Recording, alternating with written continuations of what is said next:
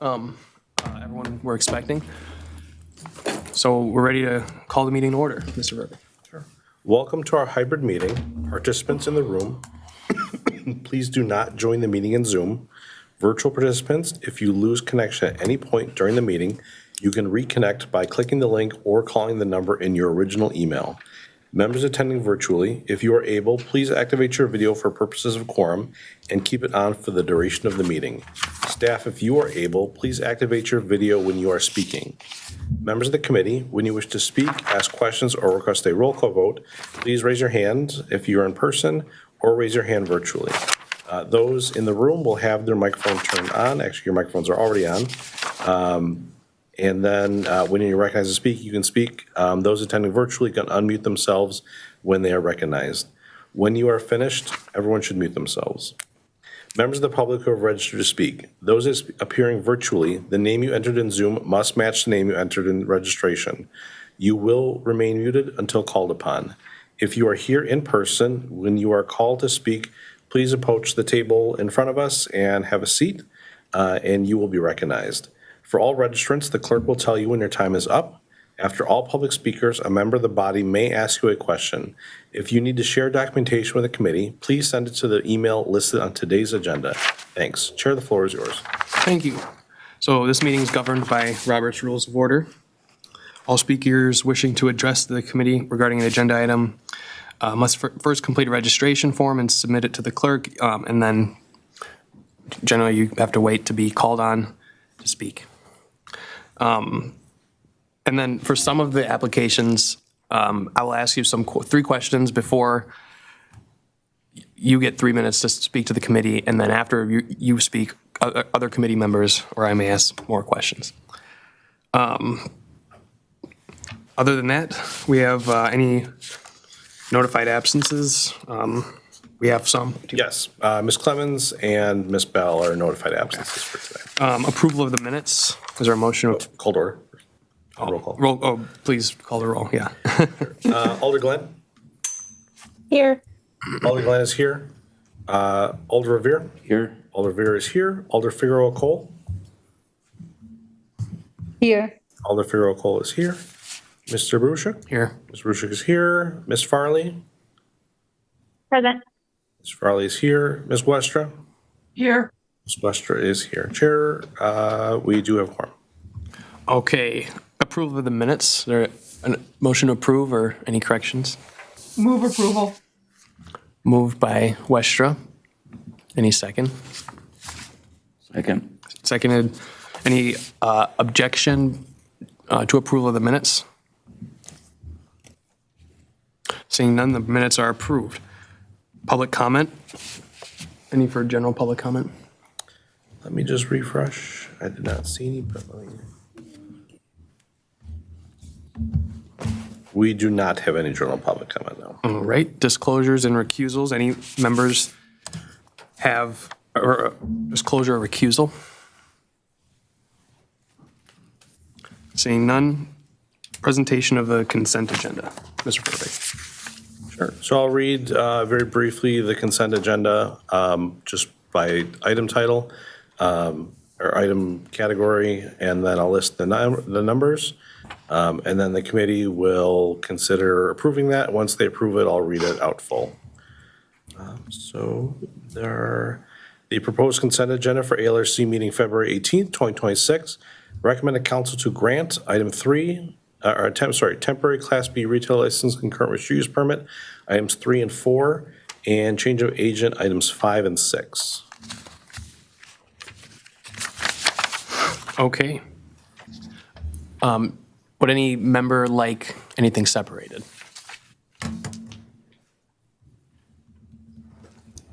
No separations? And then is there unanimous, can we record a unanimous vote to I have a Alder question. Figueroa Cole? For the change of agent, can you refresh my memory? Do we do background checks on those requests? Yes, we do. Okay, thank you. All right. That's all. Okay. If there are no requests for separation, Then a motion to approve would be in order with the recommendations as listed. Move approval. Moved by Westra, Second. seconded by Glenn. Is there any objection to approval of the consent agenda?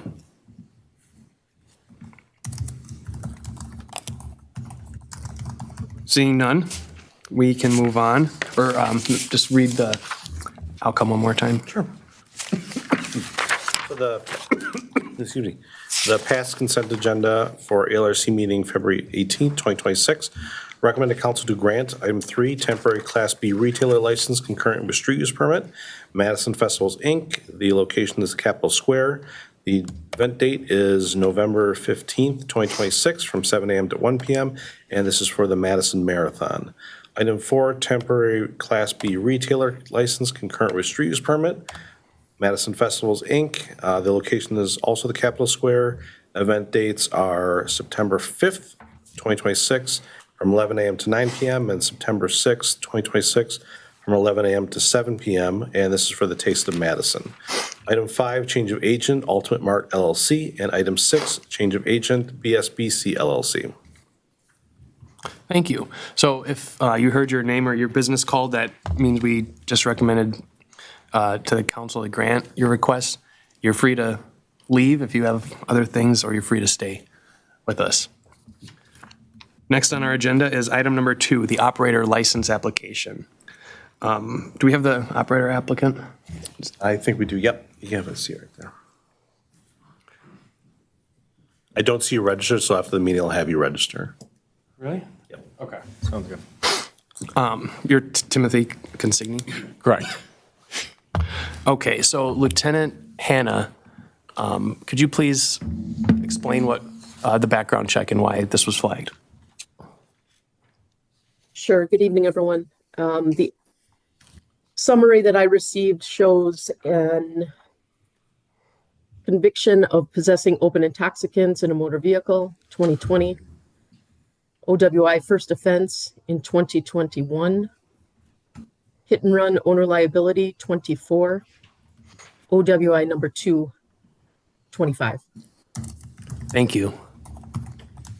I think, and okay, so now we can hear from you for 3 minutes. Explain to the committee the circumstances around these, or anything you think would help us make a decision.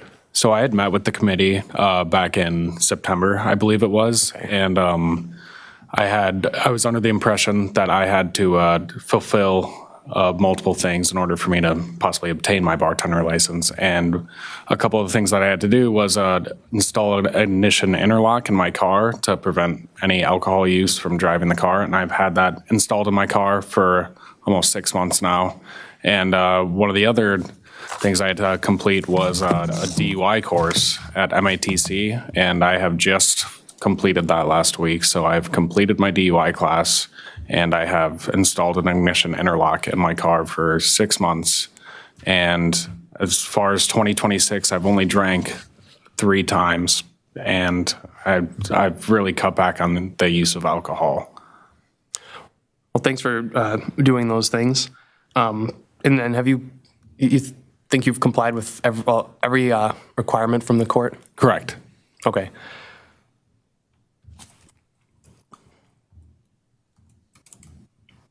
Are there any questions from committee members? Do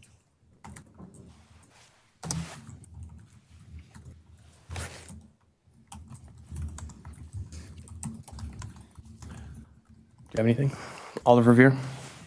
Yeah, thank you, Chair. Welcome back. Thanks for coming in person. As you can see, a lot of people don't do that.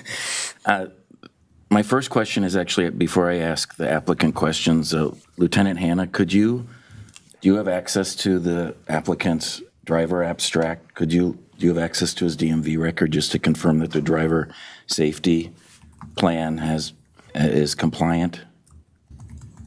Is that something you are able to do from wherever you're located tonight? Or no? No, I don't have access to that.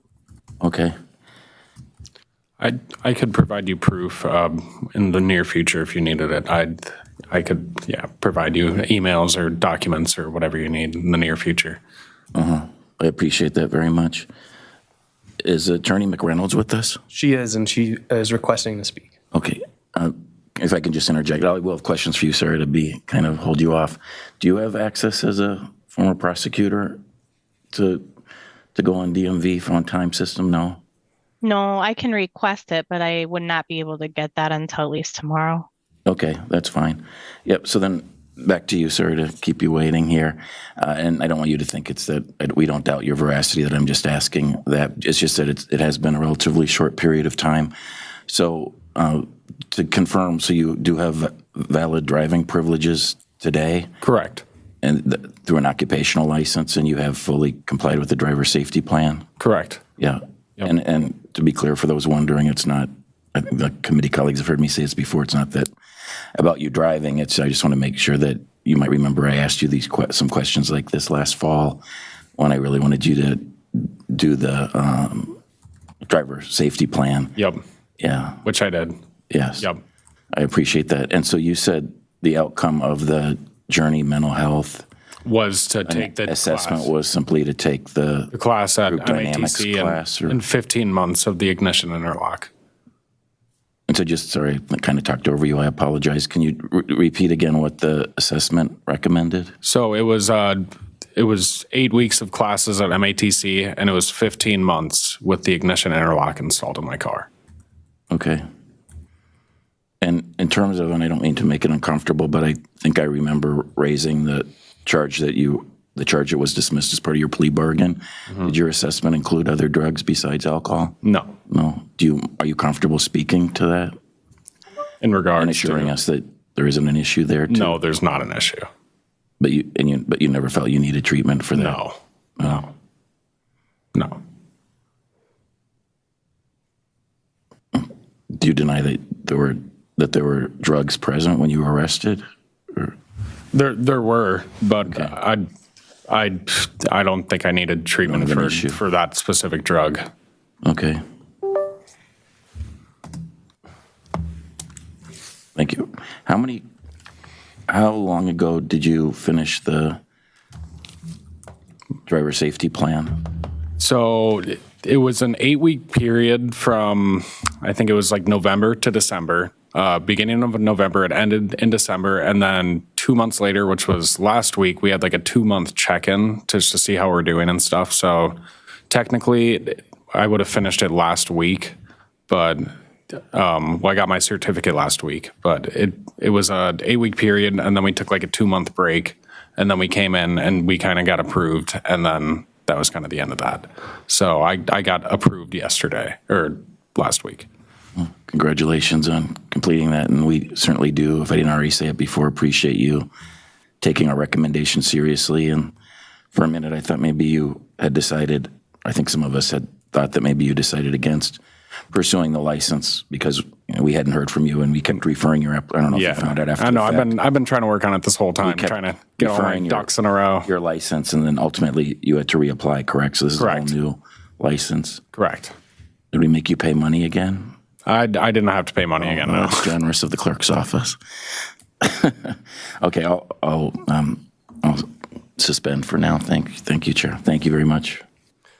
Attorney McReynolds, do you have anything else to add or questions? Yes, thank you, Chair. So question for the applicant. Are you saying that we're looking at a new application that's different from the one that you submitted in 2025?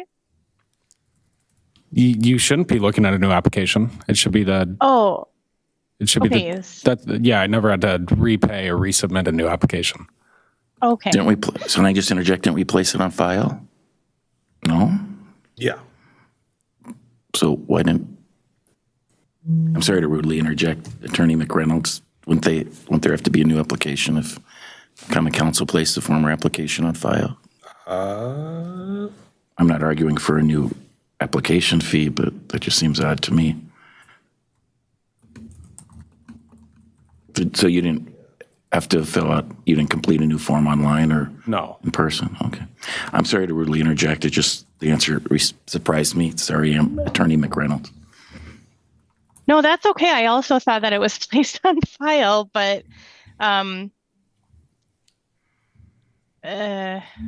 well, I'll just continue asking the questions for now. Despite that, so I think my concern, I know originally, was that if the members of the ALRC are looking at the MPD report when they tell us why something got flagged, it got flagged for 3, DNF, 4B, and 5.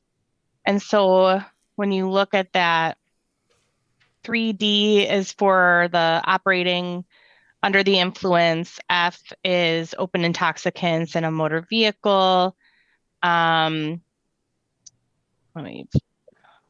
have to go back, sorry. 4B is having 3 or more offenses within the preceding 5 years.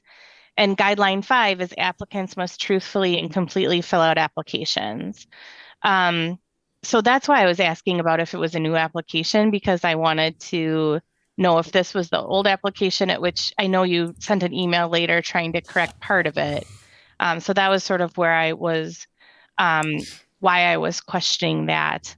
But I do want to point the committee members to what I do every time there's one of these that would normally not be approved under the policy guidelines, is that if you are recommending that an application license be approved despite the guidelines, then the applicant needs to present you with substantial, credible evidence of rehabilitation. So that's what you're looking for, is substantial, credible evidence of rehabilitation. And then the guidelines say such evidence includes letters of recommendation from alcohol or other drug or AODA counselors, probation agents, or other relevant service providers and other professional counselors, certificates, letters, satisfactory completion of AODA or other relevant counseling. Any such letter shall be on letterhead of the agency offering the recommendation in order for the letter to be considered credible evidence of rehabilitation. So I also am not questioning the veracity of the applicant, but I do think that when these situations come up, having something in writing in the manner described is helpful for the committee to determine the substantial, credible evidence of rehabilitation. Thank you. Lieutenant Hannah. Just running DOT records right now, it does show that Mr. Consigny has a revoked license. I may have heard wrong, but I thought he said he had a valid driver's license. Maybe that was something else. I have a valid occupational license, yes.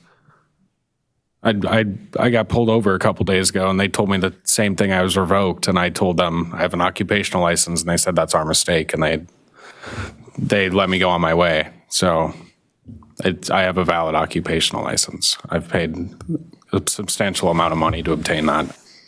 Okay. Lieutenant Hannah. I have nothing more on that. I mean, I can certainly do a deeper dive into that, but the DOT records, as I run him now, say he's revoked and say nothing about occupational. There are restrictions, time restrictions. So, It might cover it. Lieutenant Hannah, would you expect to be seeing a valid occupational license right now? Or would Well, that's you? a good- Go ahead.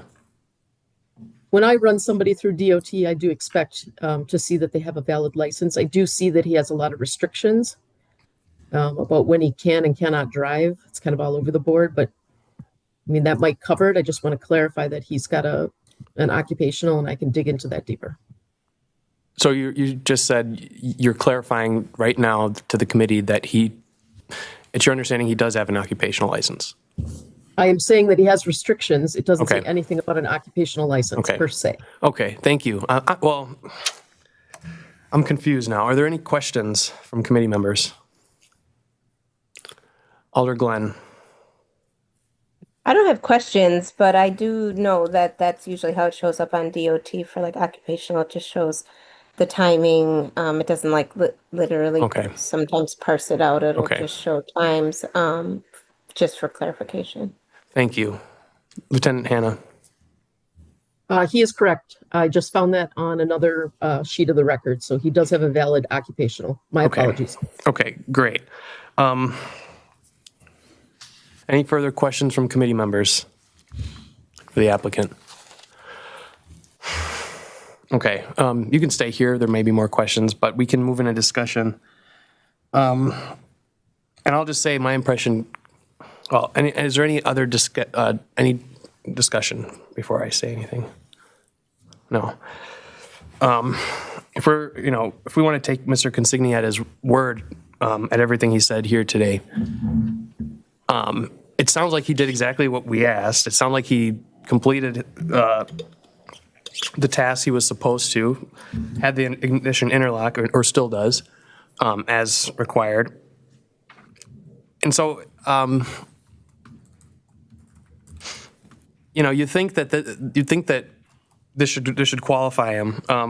There seems to be some kind of maybe clerical errors or procedural errors. And it would be frustrating to me, and I think really unfortunate. It would be an unfortunate optic at the very least to have that slow this down once again. So those are my thoughts. Any points of discussion? Alder Glenn. Yeah, hearing from everyone else, obviously I wasn't here last year, but hearing that there was follow through, I do, and I don't know how we do that. I know we've done it before since I've been here, that we have asked them before, like council, for like maybe if that documentation could be then just sent so that it is on the record that those have been done, since we don't have them like in Legistar right now. I know how I usually sit with the idea of restorative and rehabilitation, and but I would like to see that there has been some follow through. The one that gives me pause to really want to make sure is the second within this short amount of time, and that this last one was so short of amount of time ago. That journey can not be linear, and we don't want to put anybody in the position that sets them up for failure. And so I think that I don't know if I can still ask him a question, but how long does he have do you have the interlock for? I will get it out in December 26th of 2026. Okay. Yeah, that is, yes. So yeah, that's all I have for now. And, obviously the evidence, the evidence of rehabilitation would have to be on paper. So any other comments, or motions? Alder Figueroa Cole. Thank you.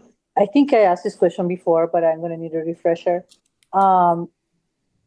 So do conditions work here?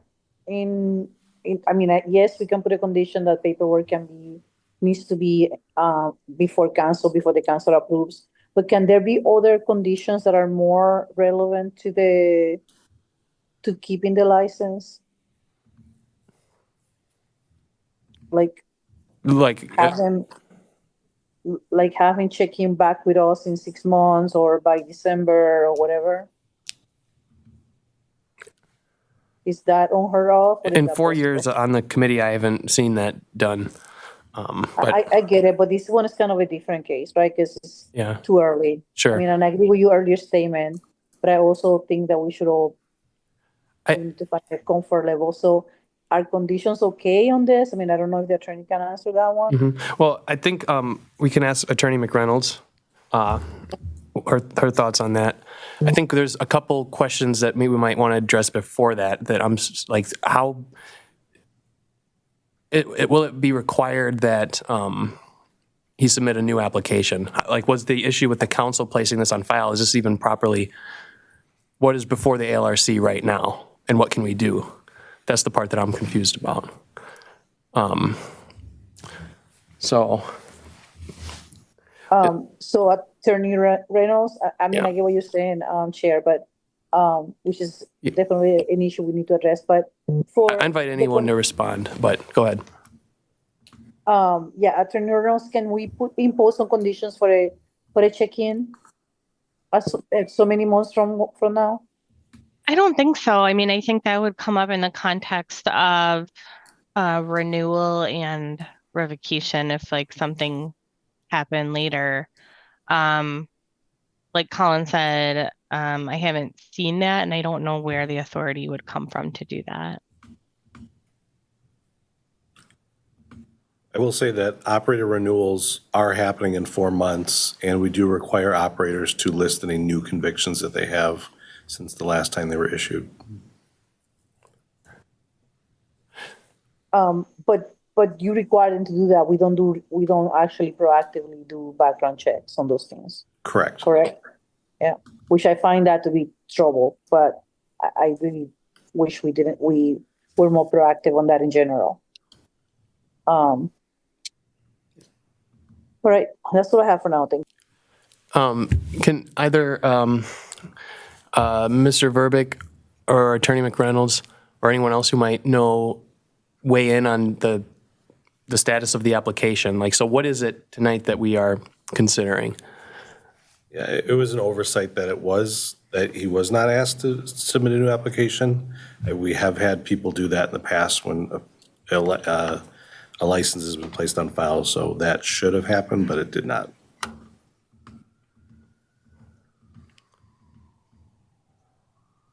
So does the ALRC taking up an item that the Common Council has placed on file, Yeah, I don't how perverted think is we that? can. I would prefer that you not do that. Yeah, I mean, because there's so much going on here, I think it would make sense to follow what we would normally do if it were when it's placed on file. Alder Figueroa Cole. I mean, why is this not on the history of the register item that this was put on file? What was that? Very interesting. I don't see that on the history of the register item. Oh. Was this really put on file? Yeah. Jim It's created a new register item. a new file. Oh, this is a new file. So the other file is, does anyone know what the number was for that?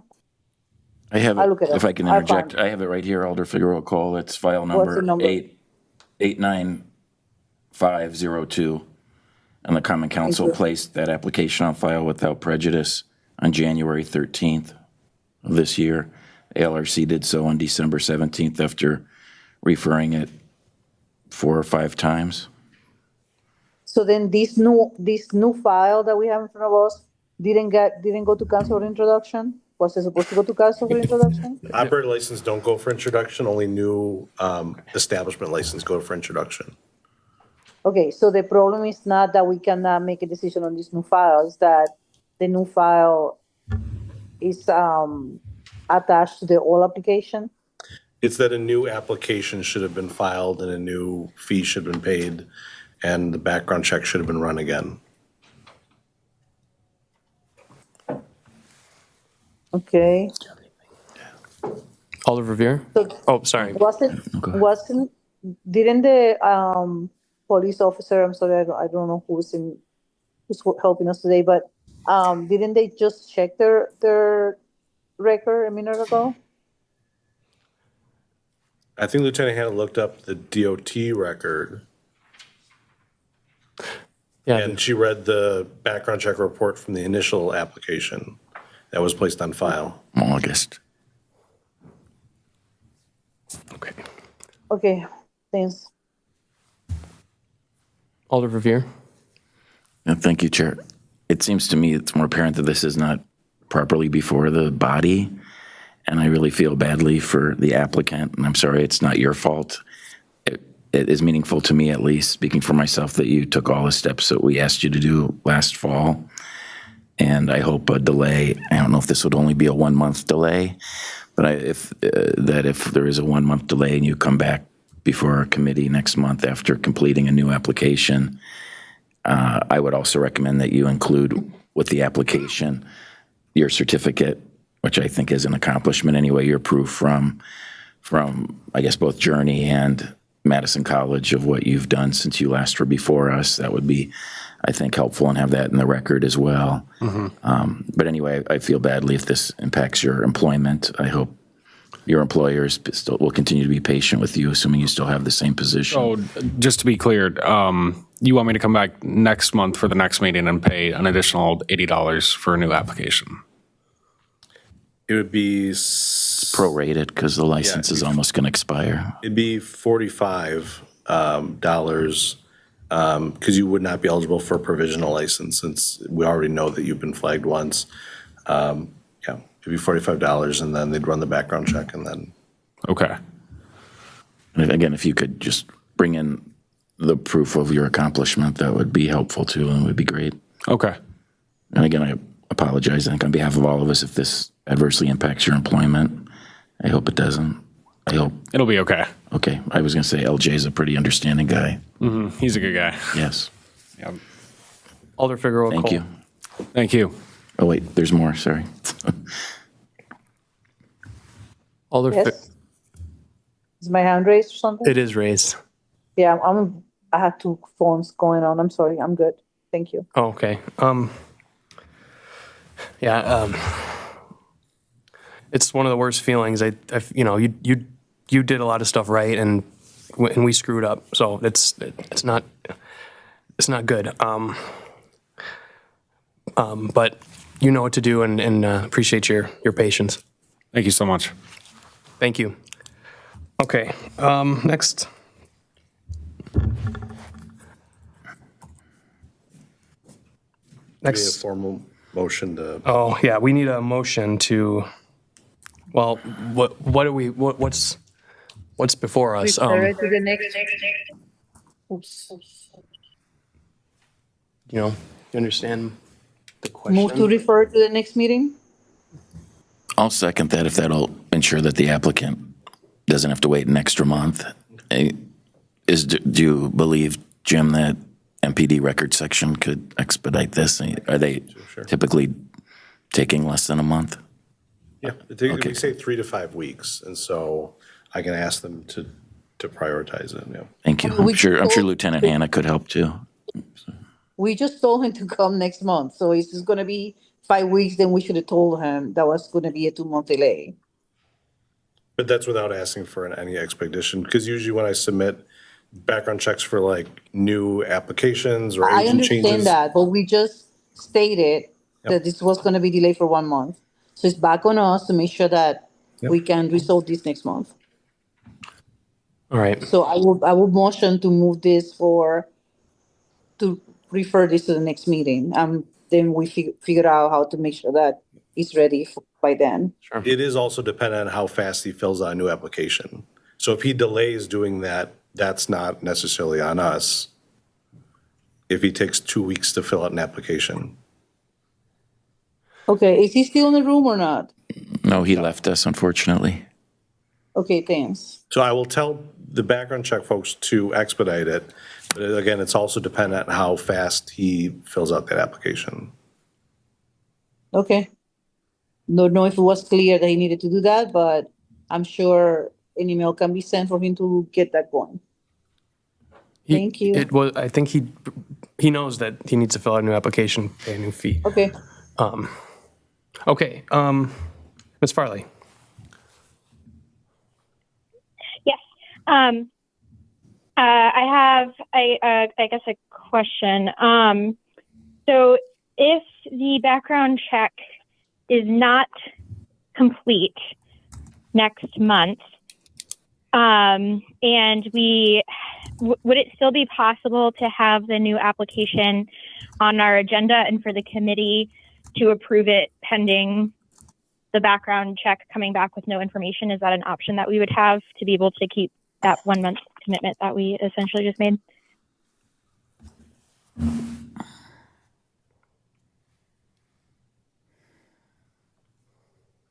I think so. Well, I don't, do you have any thoughts on that?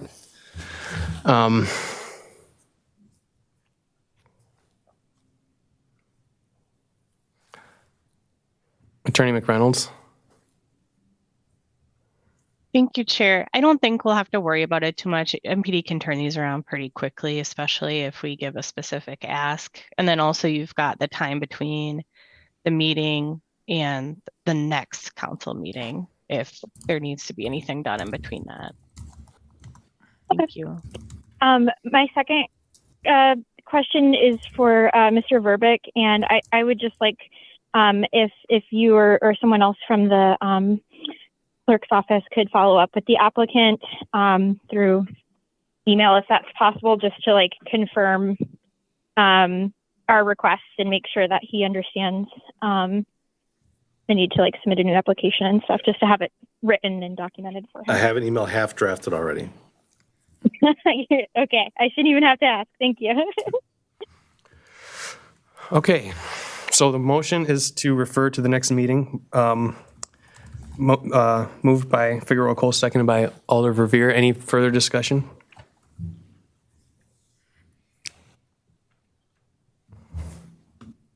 Okay, I see none. So is there any objection to that motion?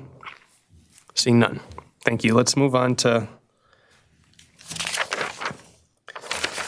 item number 7, entity reorganization for Festival Foods, 810 East Wash. Do we have a registrant here?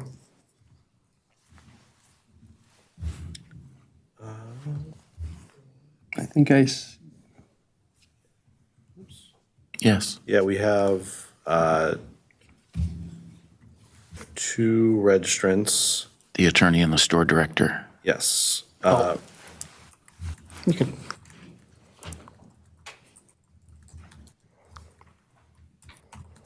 Ryan Gordon is registered and Clifford Craig is registered. Okay. So I know you were here last month. I was not here. He wasn't. So sorry. Is it virtual? St. Louis was, but you weren't. I don't always see faces. All good. So can you bring us up to speed on what you did since what's happened since last month, or how can we make a decision about this item? Maybe Attorney McReynolds or I should interject and remind everyone where we left it last month, and really appreciate the Festival Food Store Director being here at my request, our request. Do you want to go ahead, Attorney McReynolds, or I don't know that we need to get into Department of Revenue minutia or not, but. Yeah, so I think there was confusion last time about what kind of a notification this is. So this is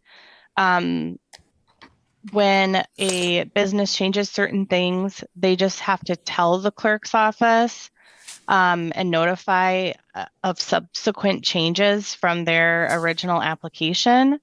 And so that is sort of the category that this is in. So this business is not required to do the full license application, although they did it sort of as a voluntary measure, which is what we ask of these types of changes. They're not required to like meet with the alder, meet with the neighborhood. These are changes that in this specific case, it's considered the same entity moving forward, but it has had sort of technical changes. So I think that's the way that I would describe it. And so really, I think this is just an opportunity for the ALRC to hear about the changes and ask questions if you have any. Okay, are there any questions at this point? Alder Verveer. Yeah. Thank you again, Chair. And I don't want to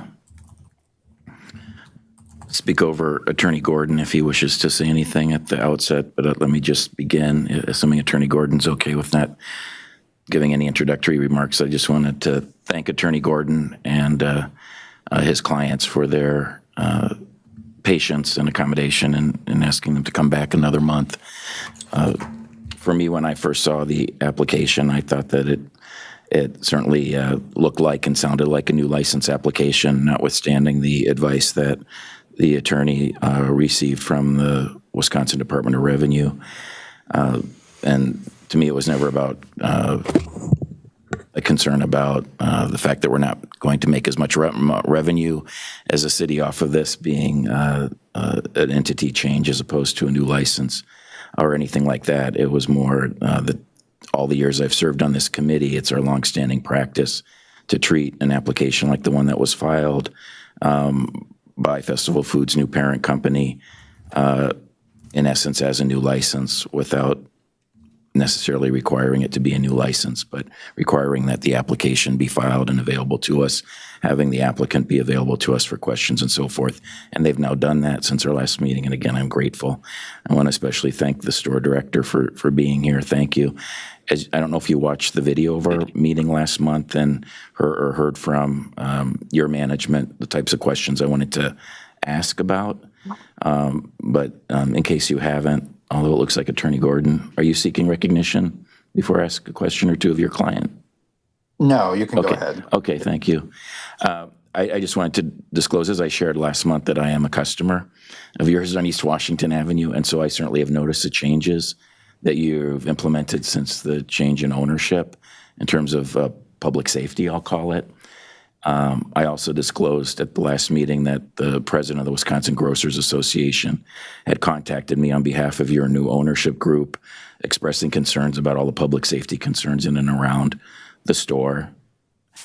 So I just was hoping that you could maybe just speak generally about how you perceive the current public safety issues in and around the store, and if you could just share with us what changes have been made in the last few months and so forth in that area. Yeah, absolutely. Any changes that we've done were all, they take months of planning, so it was all before that we had a change of entity. These were all in the works. We've had some security incidents at the store. If you read the paper, you've probably read about them. We mostly were concerned to make sure that our guests and our associates felt safe and were safe when incidents like that occurred. So we had a couple incidents that involved police intervention. There was, it's not like a group that is repeatedly hitting us. It's just random things that occur in the neighborhood. So we installed some gates to control traffic. We did close the entrance that was on the corner of Livingston and East Wash. The alcohol and our product being that close to a door, that was that close to the street. We wanted to control traffic and make sure that we had time to react if someone was going to do something, that was not in the best interest of safety and security, and even from a theft standpoint. So that's why the traffic is going through the main entrance and exit. And that was based on recommendations from community input. We've been working with law enforcement and working with the Capital East Business Association. So just trying to secure our business. And the addition of private security as well. You want to speak to that? And that was just part of that. How long you've been doing that, and has that made any difference along with the other modifications in your mind? Yes, I do. We do not, we're a very public-facing business. We do not want our associates to be in a situation where if someone is not in control of themselves, someone means someone else harm, to have a person in the form of the guard to be able to step in and help with those situations. Realistically, it is somewhat a, just to demonstrate that we are a secure place. You know, if we don't have any type of security in place, it just somewhat invites people to do what they will, you know? They don't feel that there's consequences in those cases. So it was just a further layer to just help our associates and our guests feel safe in the building. Have the number of police calls for service diminished since you've made these modifications, would you say? I believe so. We're able to handle some things on our own without, you know, through the guard, without always having to get police involved. You know, it's you know, as a store director, I feel like it's part of my responsibility is to make sure that the people that work in our building and for our company feel safe. That security guard is a level of that. We do still call police, so we do not have, the guard is not in any way armed. The guard, we do not ask them to get physically, you know, in the middle of anything that would ordinarily, you know, we would ask the police to do.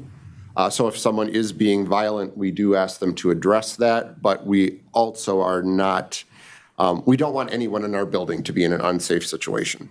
So it has been helpful. I know personally, you know, as the store director, I'm the one everyone calls when something's going on. I do have to do less of that because the guard can step in those situations. But it is not an armed guard. It is not any kind of police type presence. It is really, you know, just to give, for lack of a better term, give an appearance of security.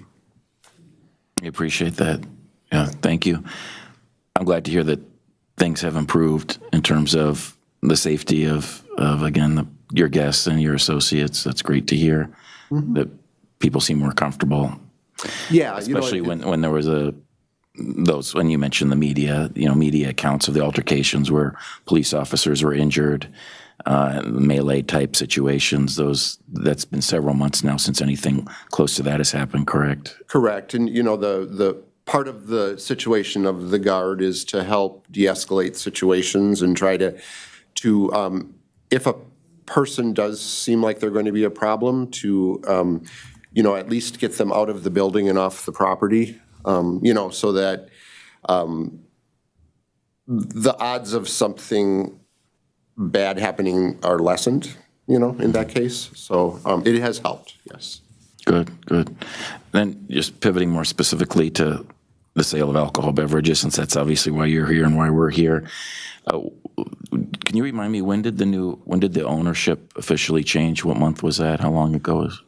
It was in October. October, okay. Yes. Have there been any modifications in terms of policies related to the sale of alcohol beverages under the new ownership group? Nope. At all? So Nothing the at all. product We're still offerings and running types are... Yep, exact same business. Your liquor department's completely the same as... Yep. No customers would have noticed a change at all? No, except outside of closing that door. Yeah, of course, yeah, as you already spoke to. And so I'm just looking at the current alcohol license that you have, and you probably are aware that there are these 4 conditions on the license, you know, relating to product offerings, sizes of products and that sort of thing, in hopes of reducing panhandling, among other things, outside the store, and from in your perspective, probably retail theft and so forth. Is it fair to assume that the new ownership, and I guess we could ask the attorney this as well, is aware of the 4 conditions that are on the current license, and you have no intention on changing those or asking that this committee modify any of those conditions? I am not aware of that. The attorney might be able to speak to that. We are, across all areas of the business, we are running as a separate entity under that umbrella. So we are continuing to run things exactly as we always have. So I do not believe there is any request to change anything. I don't, unless the Yeah, attorney. there says certainly is otherwise. nothing filed before us. I was just wondering if you had any conversations with your new ownership about any concerns about any of the conditions that we've had on the license since, Nope, there- since the store opened. I can speak to myself. back in There has been no 27 conversation. Back in 2017. Yeah. Nope, there was no conversation about changing anything that came to me. Very good. And you're aware of the conditions on the license, I presume. I know you probably don't do any of the purchasing yourself, but Yeah. I don't have it right in front of me. it relates to sizes of products and so Yeah. forth, like Yep. no singles of certain Yeah, we types don't of have- things. we can't No sell the airplane airplane bottles, bottles or that sort of anything like stuff. that. Correct. Exactly. Yeah, yeah. Okay, well, I really appreciate you being here tonight and your testimony. Thank you very much. Mm-hmm. Yeah. I did, and just so you know, part of the, I was a little confused. I wasn't at the last meeting, and they said the Alder had some concerns. So I did reach out to Alder, Davey Meyer, because I thought he had the concern. So he came into the store. I gave him a tour, showed him around. Well, that's good. He was very supportive. Of, Is he not a customer?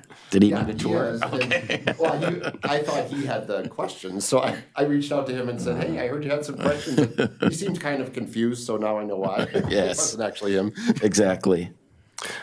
I, of course, was confused. I thought you were the person we talked to last month, so. I think we've cleared a lot of stuff up here. It's in the air. But I appreciate the questions and the discussion today. Is there any other questions or from committee members?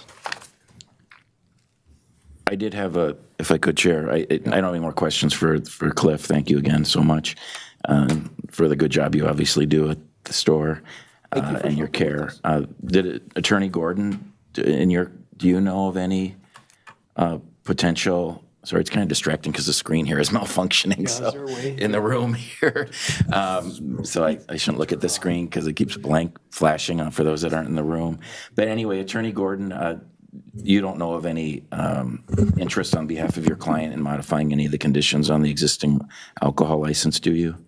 No, and just the kind of a point of clarification, I think maybe from last week was that Cliff is correct that they're being run as two separate entities. I know that you had mentioned the Schnucks markets earlier, and just for clarification, I think it's on the license or one of the applications I sent in the last couple of weeks. But how it worked is.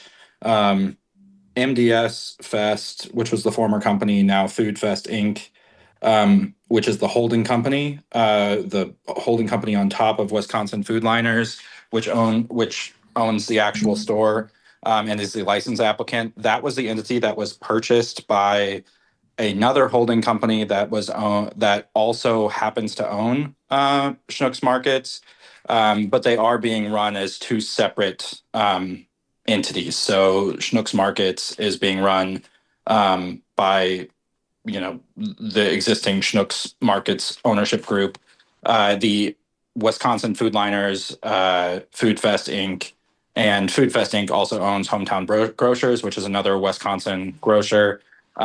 Those are being run out of the Onalaska office, and those are being kind of handled.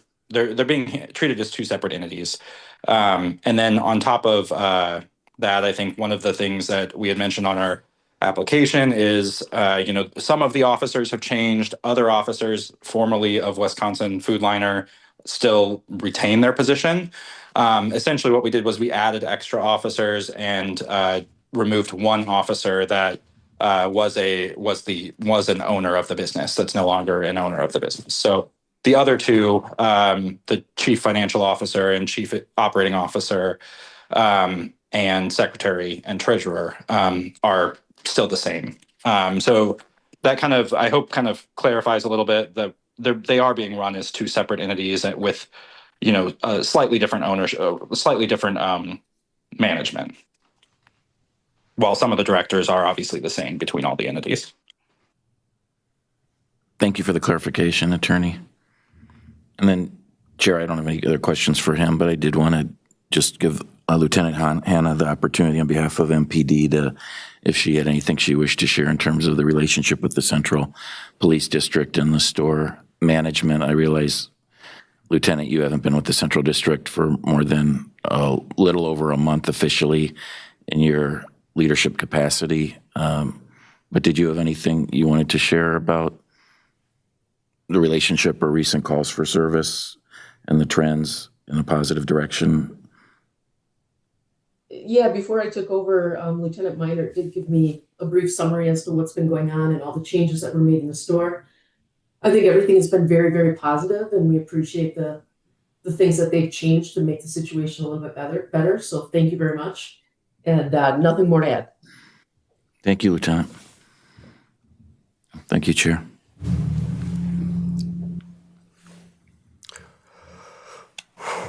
Okay, any more questions from committee members? Any discussion or a motion? I move to grant. Moved to grant by Alder Verveer, Second. seconded by Ms. Westra. Any discussion? Any objection? Seeing none. Thank you. Motion carries. Thank you again. Next is item 8, Argus Bar Grill, 123 East Main Street.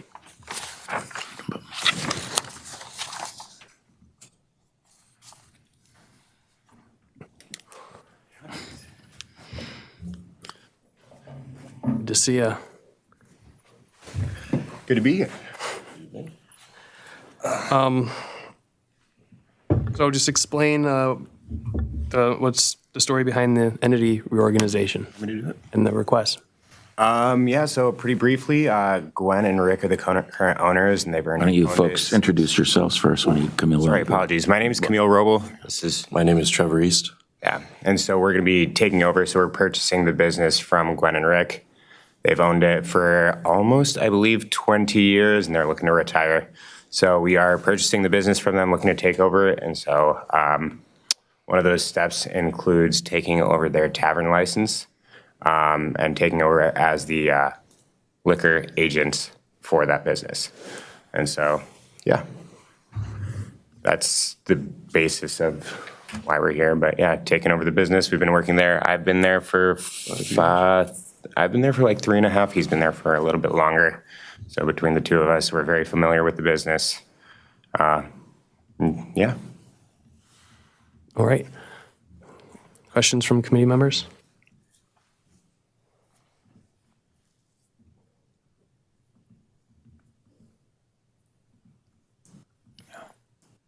Alder Verveer. Thank you. Before we maybe ask questions of the applicants, could either our legal counsel or deputy city clerk just explain why this is not a new license? I very much appreciate that the applicants completed the new license application, but They purchased the existing LLC that already has a license issued to it. right, which we very seldom see, but occasionally do, and that's why we implemented our procedure, which apparently the Department of Revenue doesn't appreciate, of asking that there be a new license application. So I just wanted to get that out there since this is following closely on the heels of the Festival Foods request. So why don't we just start there, gentlemen? So you made the concerted decision apparently to purchase the existing business entity rather than create your own limited liability company. So you're taking on all the responsibilities and obligations of the existing company, and that's why this isn't technically a new license. Yeah. You want to just speak to why you decided to, or maybe this was the current license holder, Gwen and Rick's decision, and not really yours to do it this way? It was, sorry, are you? I'm done, Camille, thanks. Cool, yeah, so basically, we were kind of instructed that would be the better option for us, just because it would make a smoother transition, because not only are we purchasing like the assets and the name of the company, but also because that specific license is tied to it, that being a tavern license that I have been told is a little bit more rare to come about and is not kind of really issued anymore. Basically what we're trying to do is we're going to try to continue operating in the exact same sense. We are very familiar with the business. And so just kind of stepping into that business, into that S Corp by itself, instead of just the name, and doing our own kind of restructuring based on that, really fits with our goals more clearly.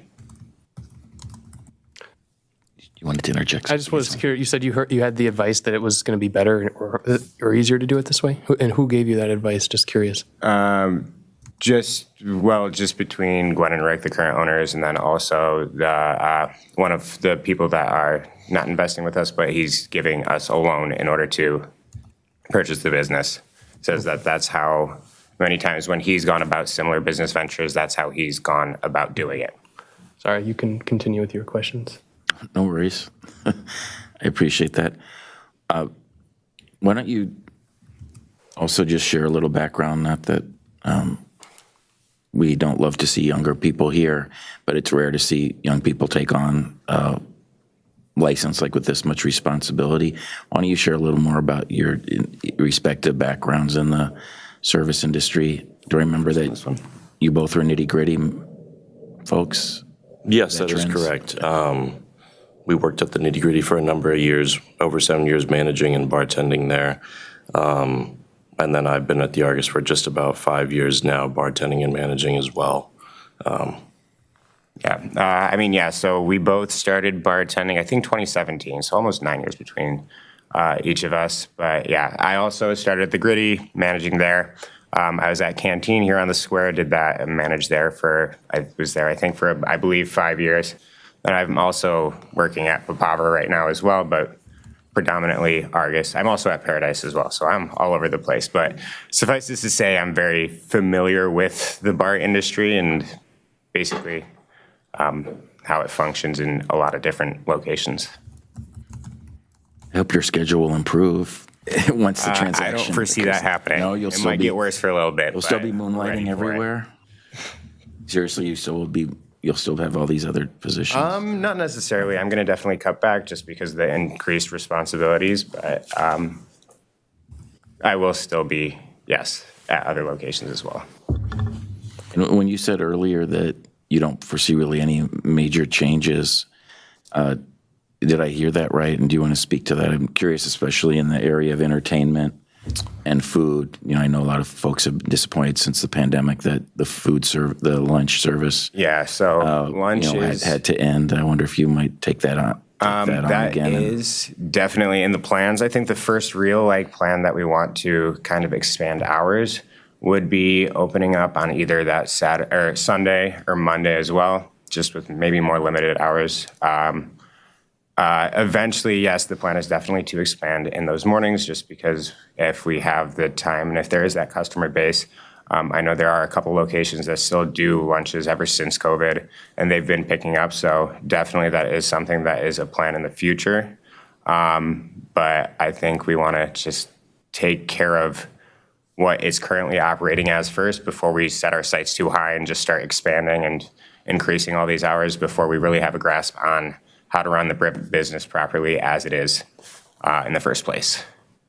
And then lastly, any changes to the entertainment lineup and all the private events that you host in the basement and so forth? You can take this one. You're the private event guy. So it would continue, in terms of a private party space every weekend booking there. We don't right now have any further entertainment in terms of hosting live music or anything at the current plans right now. I will interject. So Gwen and Rick do have a entertainment license, right. And it has been renewed. We haven't had any live entertainment in the Argus for a while. I can remember, I think maybe one time that we've had it, but they've always kept renewing it just in case there are any plans to do so. And so we will continue having that license. But yes, we don't currently have any plans. And I know when we spoke to the police chief specifically, he wanted to confirm that we're not turning it into a rave or a nightclub or anything along those lines. So that's not going to happen in terms of that license. We have it in case basically somebody wants to have a party specifically where they DJ their own music or something along those lines, then that's a possibility, but not currently in the plans. I appreciate that, but if there is, maybe it's been a long time since I've been down there when someone has had a DJ for a private party or a couple piece instruments or whatever, but that is the case, right? It's not like you all currently have an entertainment license and it's never ever utilized. So for private parties, you'd also need the entertainment license if someone wants to have a DJ or any sort of live music. No, I am under the impression that there is already an entertainment license that we currently do have, but it's just not being utilized. What I'm saying, Sorry, I may have Jim can misunderstood confirm the that it's question. valid. I know that there has been one there in the past, and I haven't looked it up myself. My biggest point was that you do need one for private parties if the folks that you're contracting with, for the private party do want to have a DJ. Yes, yeah, absolutely. Yeah. That's why we are continuing to have it. We haven't had a DJ down there, I think, maybe once since I worked there. For private parties, you mean, Camille, or Yes. or public event? Private parties, even? Even for private parties, there's been no such thing as live music or DJs. Okay. Yes. I think we have like a microphone system.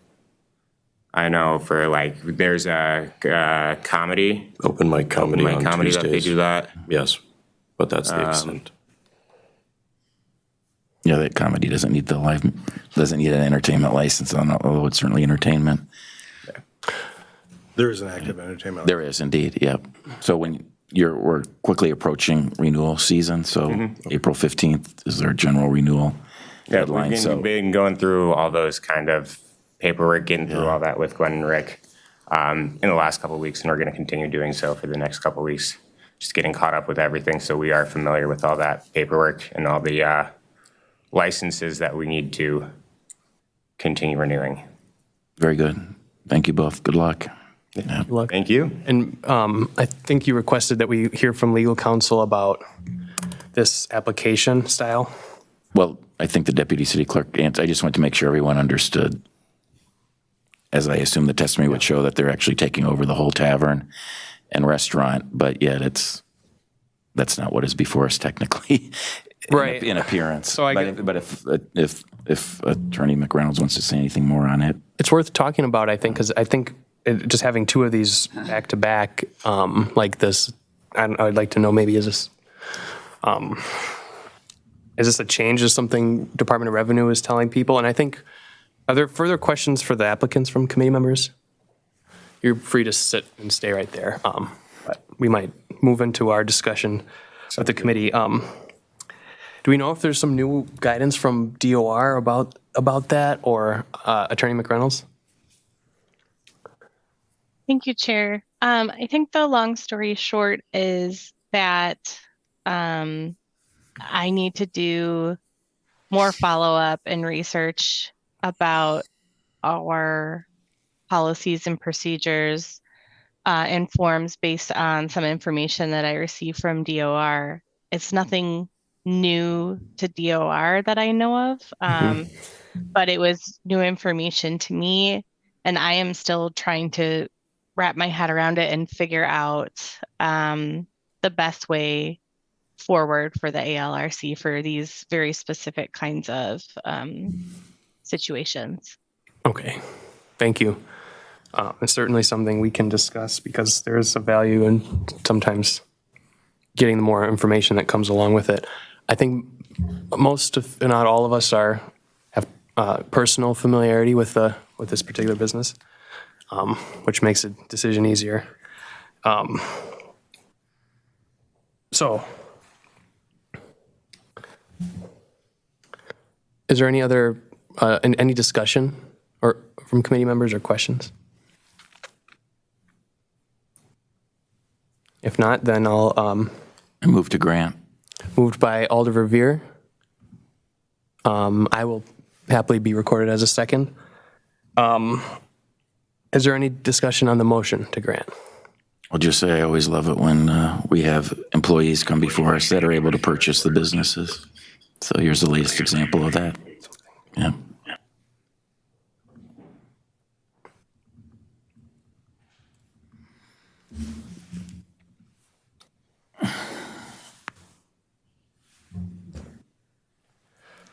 Any discussion? Alder Figueroa Cole.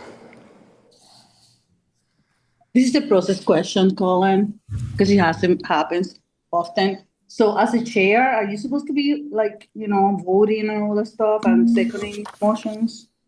I believe so. I don't do it very often. I believe I have the right to do so from time to time. If you object to it, I can withdraw the second and someone else can second it. I just want to make Okay. sure because I just want to make sure that we don't, that is not put into question at a later time. Because usually most committees, the chair, they just manage the meeting.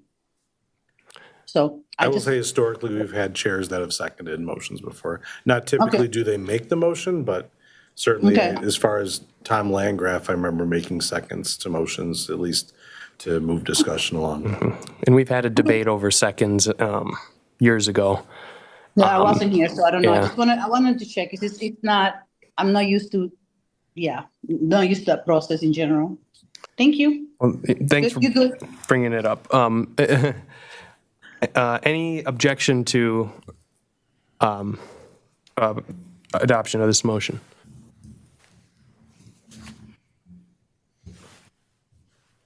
Seeing none, motion carries. Thank you. Thank you, guys. Thank you.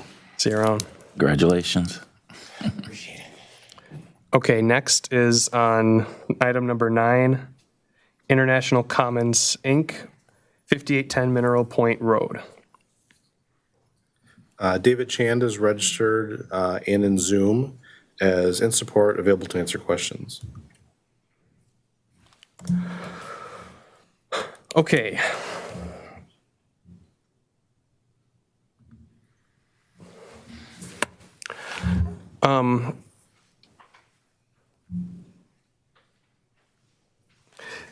Okay, David, you have 3 minutes. You can discuss your request with the committee and try to inform us of anything that you think will help us make a decision. Sure, thank you. Pretty simple. We have an alcohol license already. We would just like the ability, once or twice a year, we've had meetings where we've been asked if we could bring in a guitar player or something like that to make employee events a little more fun. And with our current alcohol license, we know that we're not allowed to have any live entertainment. So we would like to have the ability to do that when those requests come in. So pretty simple. That's it.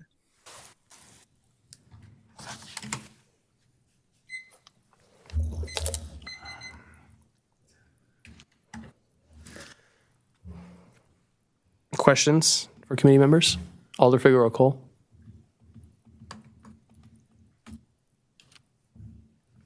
What is the actual capacity for this one?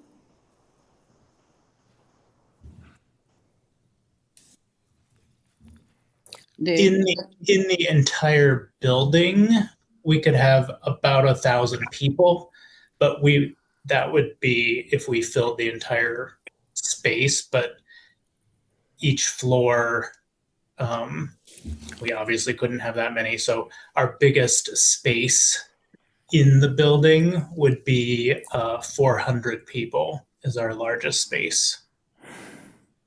Its application says 2,839.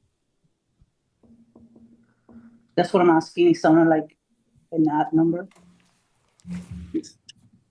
Ask that question again. I'm sorry. The application says 2,839 for indoor and 0 outdoor. That's why it kind of caught my attention. I thought maybe it was an error. 2,839. Does that make sense to you? Oh, yes, it does. Okay. Thank you. Any other questions?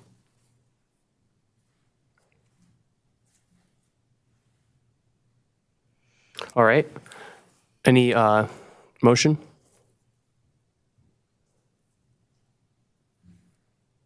Ms. Westra. Move approval. Move approval by Ms. Westra. Second. Second by Alder Glenn. Any discussion?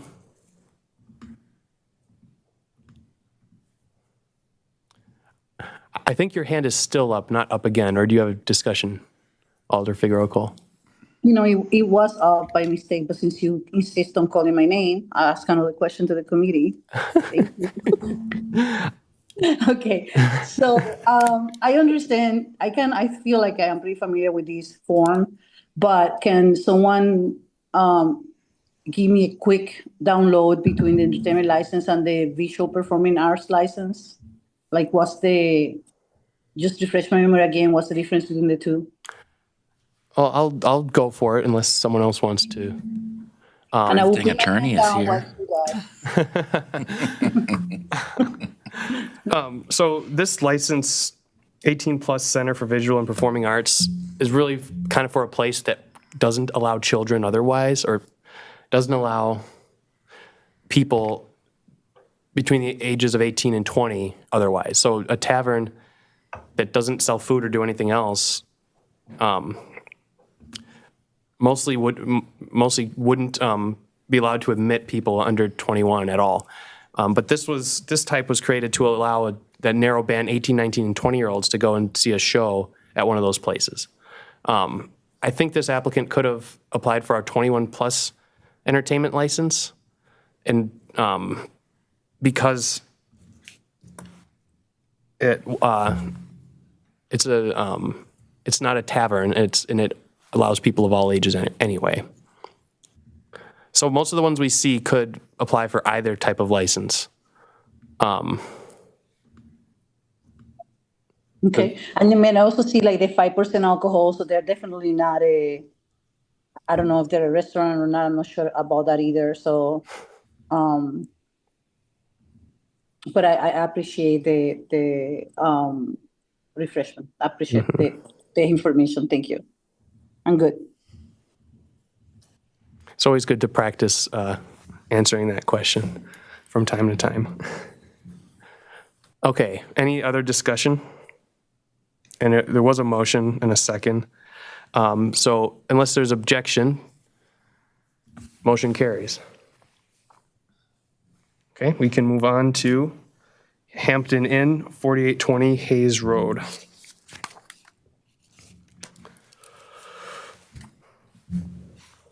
We have a registrant, Palak Patel, who is in support, available to answer questions, and I believe in Zoom.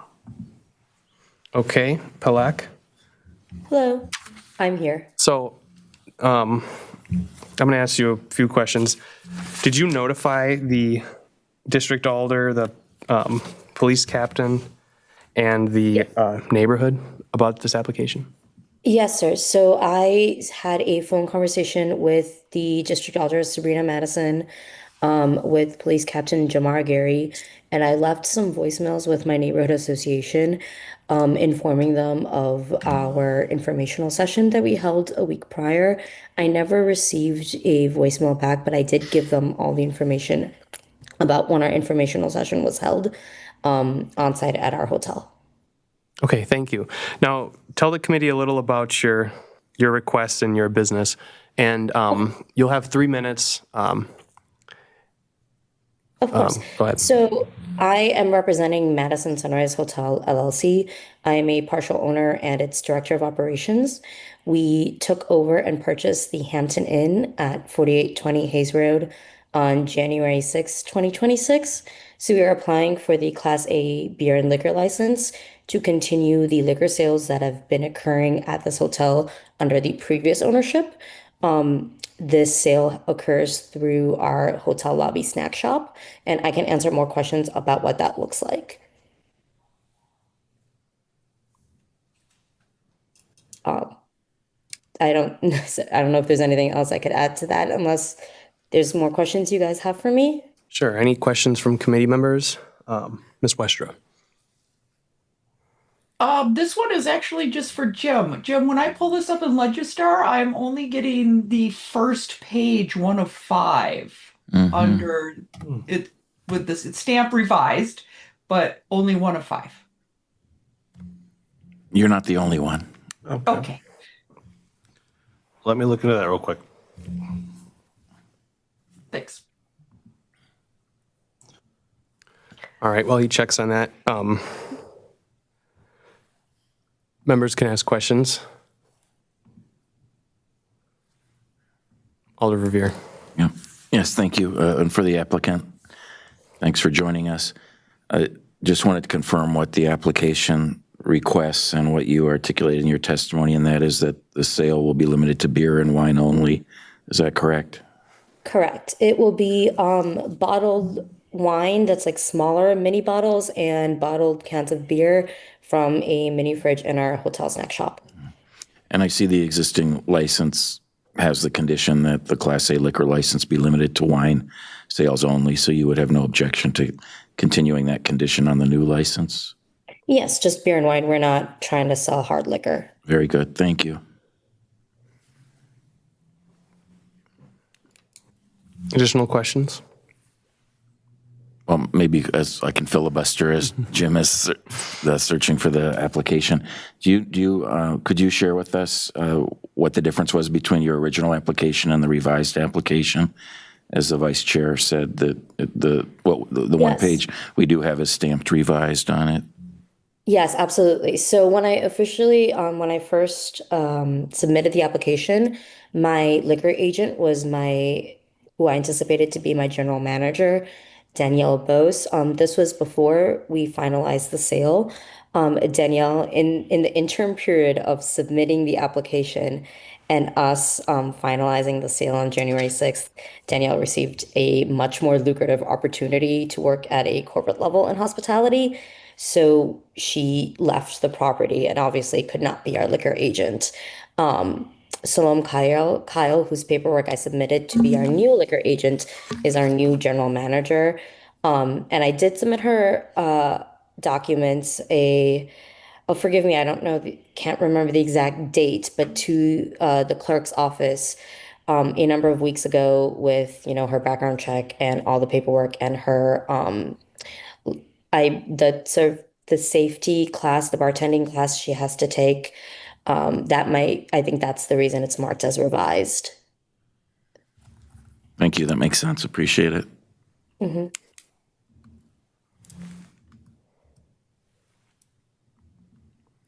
I'm emailing that application around now, and I'll attach it in the legislative file. Thank you. Do you think it would make sense to give that email a second to go through and people a second to look through the full document before taking a vote? Or if you're okay, we can just wait for a few minutes and That's perfectly fine. I can answer any more questions if anybody Okay. has. That sounds good. That's going to take probably a few minutes.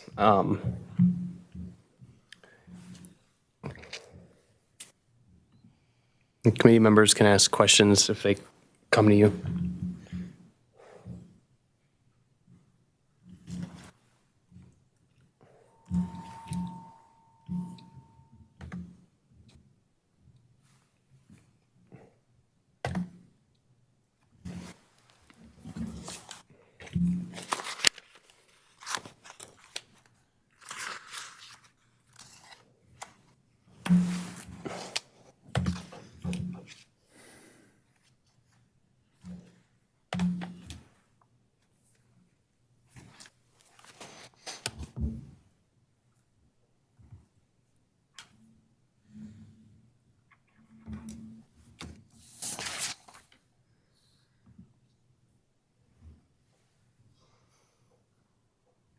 So, Jim, did you send us the original application? Yes. Okay.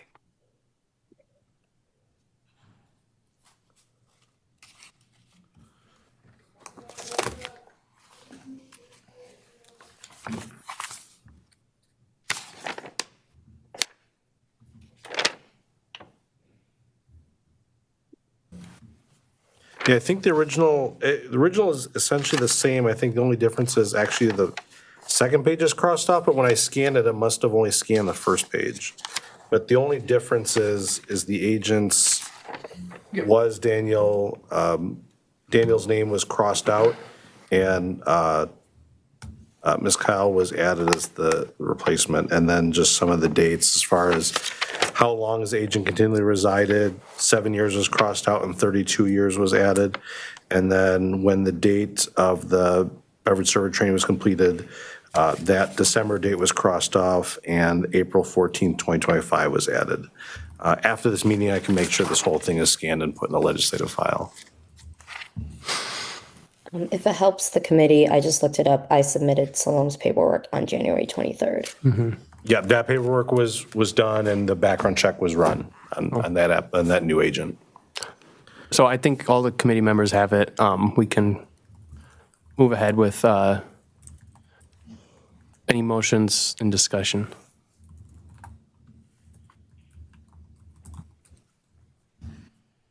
So I move approval with the existing conditions from the previous license.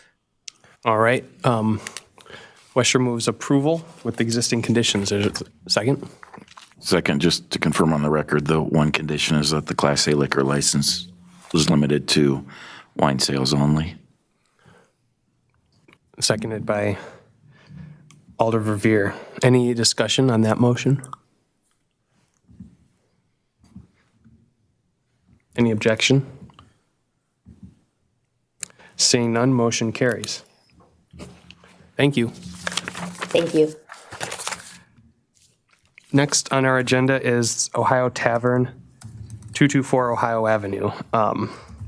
And unless there's objection, we can take up the item 11 and 12 together and talk about the new license and the 21 plus entertainment license.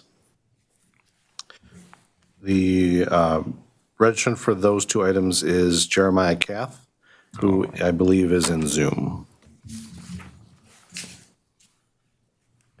All right, Jeremiah, did you talk to the alder, the police, and the neighborhood?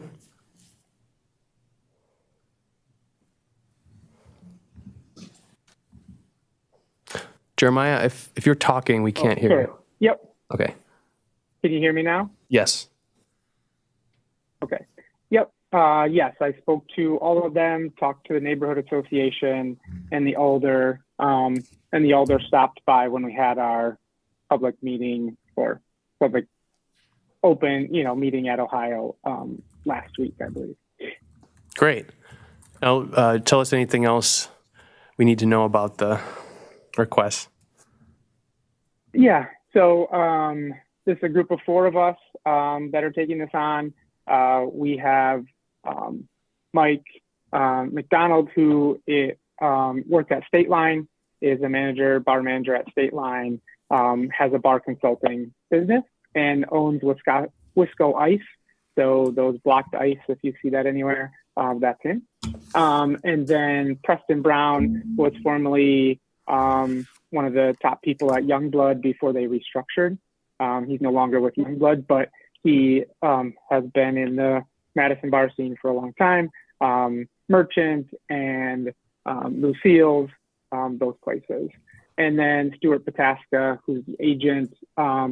He works at Comedy Club and has background in doing that. So, and then on my end, I'm part owner in some other buildings in Madison. The North Street, which is over by Tip Top and Ogden Street. I'm part of the ownership group of that building.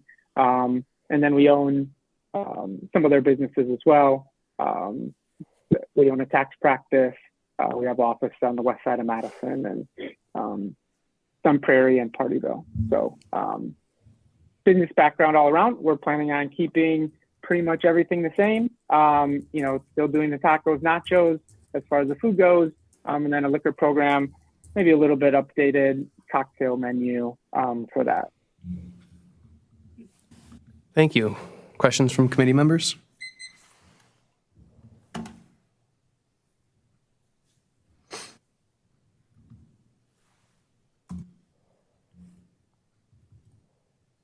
And I think I heard you said you're keeping everything the same? So the food menu there, it has to be pretty structured just because of the way it's set up.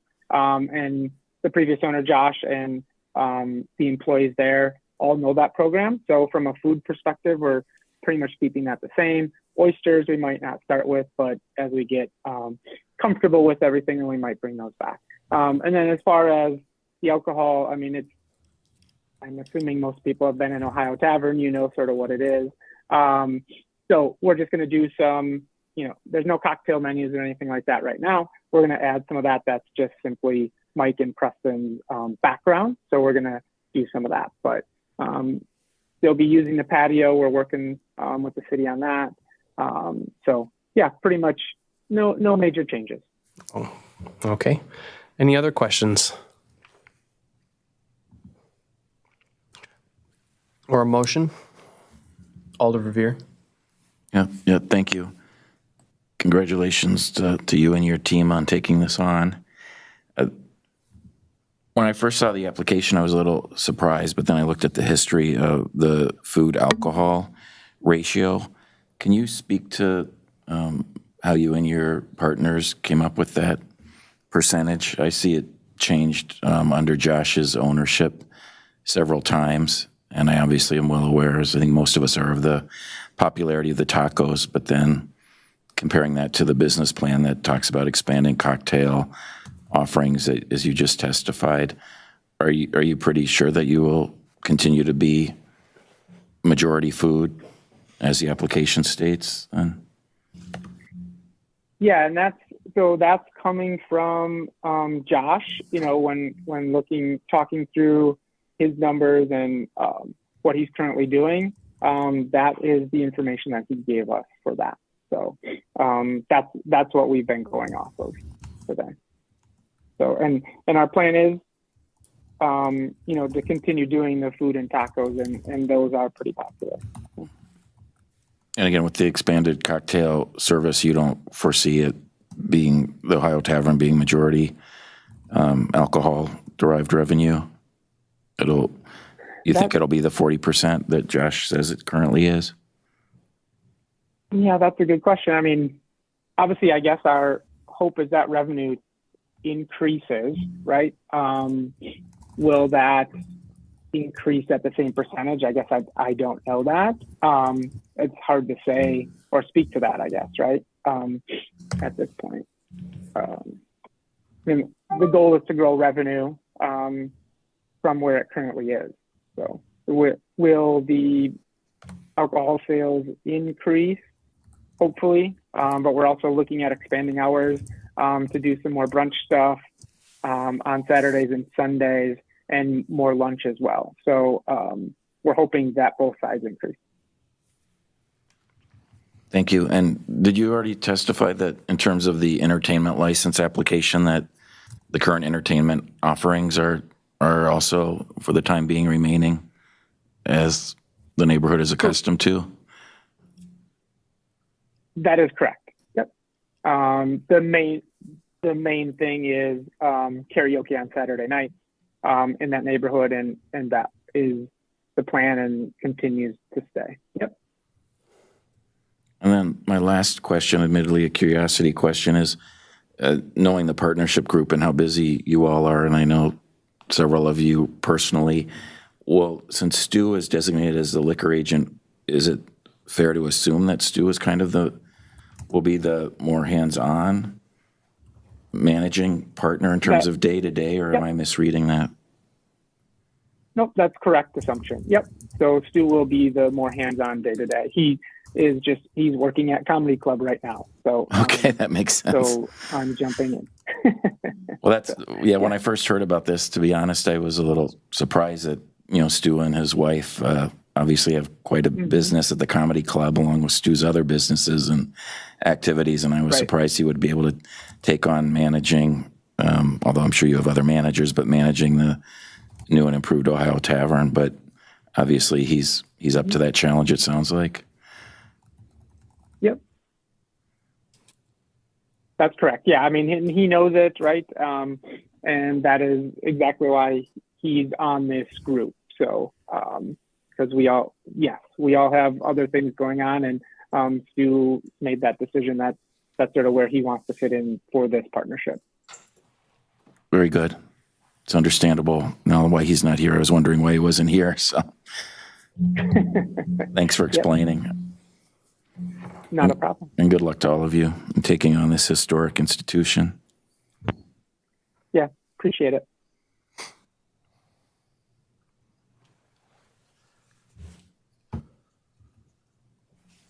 Any other questions?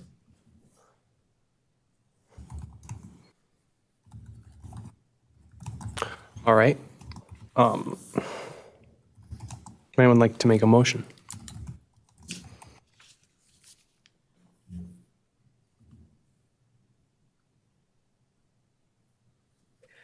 Move approval of both items.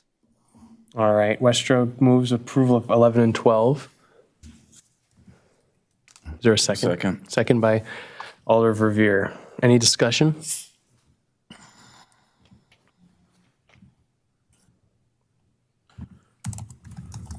Any objection? Seeing none, that motion carries. 11 and 12 recommended grant. Thank you. Have a good rest of your night. Thank you. Okay, next is item 13, Forge Sports Center, 4845 Tradeswinds Parkway. We have a Stephen Tudewall is registered and I believe in Zoom. Hello, Steve. Hi, good evening, everyone. So did you get a chance to talk to the alder, the police in the neighborhood? I did. I talked with Sean, the alder, exchanged voicemails with the police, and then called the city number to find out about the neighborhood association and found out there is not one for the community. All right. And you exchanged voicemails, so how did that go? With the police captain, it was only the police captain I exchanged voicemail with. That was fine. He called me back and got after I left him a voicemail, he responded with a voicemail as well, just with the things that he was interested in around. I think it was primarily making sure everything was in a locked location and that we had good camera oversight of the parking lot. Okay, great, thanks. Now you can tell the committee a little more about your request. Yeah, thanks. So appreciate your time tonight. I am here representing Forge Sports Center. It's a partnership between myself and Alir Lusage. We are both longtime Madison residents. I actually live in Middleton, but don't hold that against me. Alir he has run the Madison Forge Futsal Academy and the Madison Futsal League for the last 16 years. Futsal is a form of indoor soccer, if you guys aren't familiar with it. He has built that program to be a national level competing program. I think he has about 2,500 kids in his various programs. So for me, when Alir came to me with the idea of building a facility that would be futsal oriented, I was really excited just because I love the sport and love his program. And so we've embarked on building this. Neither of us you've had a lot of very seasoned operators in your room tonight. Neither of us are seasoned operators for a hospitality business, but we know the sports business very well. Alir will be super involved on a day-to-day basis as his programs are there and he's there training with them daily. And so we've tried to build this facility with the intent that it creates a neighborhood club kind of feel in it. It's not just a sports facility. There's room to gather and stay. There'll be some food options, and obviously, we are also applying for a Class B beer and wine license. So hoping that our customers, their kids are often out there competing, and our customers have space to sit down, enjoy some food and a beer or a glass of wine while they are watching. Also have some adult leagues that we will presumably run in the evenings as well. So that's largely the business. Thank you. Questions from committee members?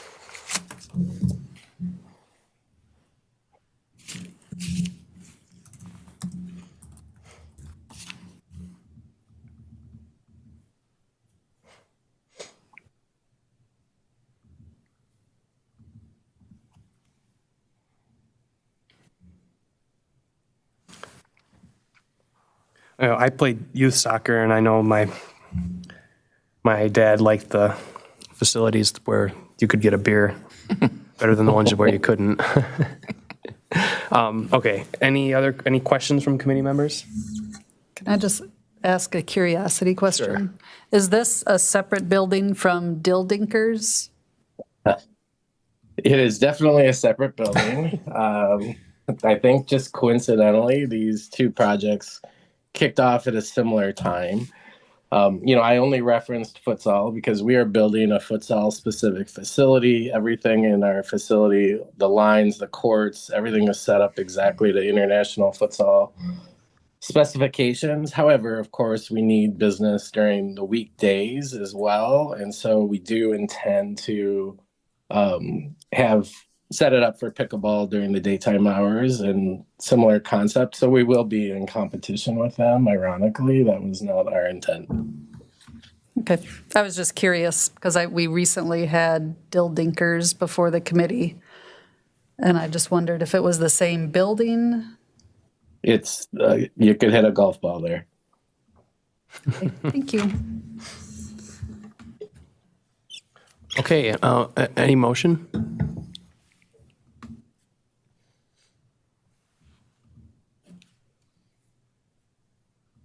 Motion to approve. Move to approve. Moved by Alder Glenn, seconded by Westra. Any discussion? Any objection? Seeing none, motion carries. Thank you. Have a good rest of your night. Thank you. Okay, now we'll move to item 15, pre-revocation hearing motions for Fusion 36 South Bassett Street. Oh, you missed item 14. Yeah, I was going to say, I missed 14. Oh, my mistake. Sammy Transportation LLC, 5551 East Park Boulevard. We have Tahir Butt is registered and in Zoom. All right, Tahir, did you speak to the neighborhood, the police, and the alder?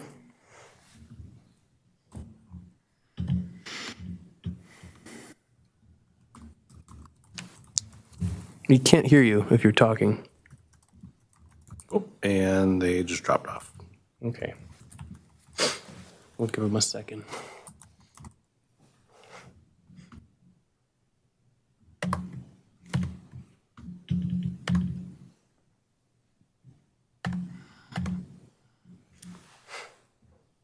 Maybe we went too hard on them. They took it personally that you were trying to do that. No, that very well could have been the problem, unfortunately. I hope not. Oh, nope, they're back. Okay. All right, Tahir? Can you hear me? Yes. Yes. Sorry, you were disconnected. Okay. Did you talk to the alder, the police in the neighborhood about the request? Yeah, so I did call the police and I couldn't reach them and I left them a voice message and same for the neighborhood.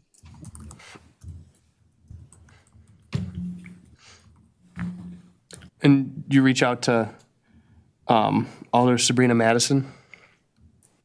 Yes, correct. Okay. Now tell us a little about your business and your Class A request. Yeah, so it is a gas station, BP gas station with a convenience store. And we do sell the beer and wine, no hard liquor. And this location was already operating. They already had a beer license. Yeah.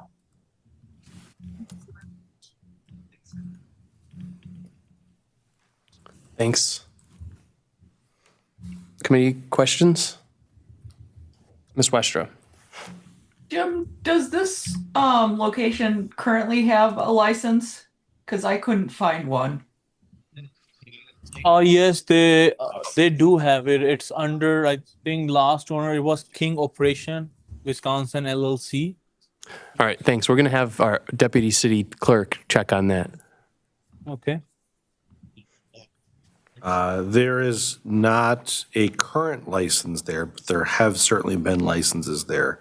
The most recent one was issued to King's Operating for the Pump and Shop.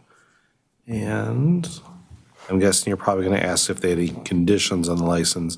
And the answer is yes, there was just one condition that the Class A liquor is limited to sales of wine and cider only. Okay. And this question's for the applicant. Do you currently own and run this station while selling alcohol at the moment? No, we're gonna take over. We're just waiting for our main gas company, like where we get all the crates and everything from. Until we get solved, we cannot run the gas station.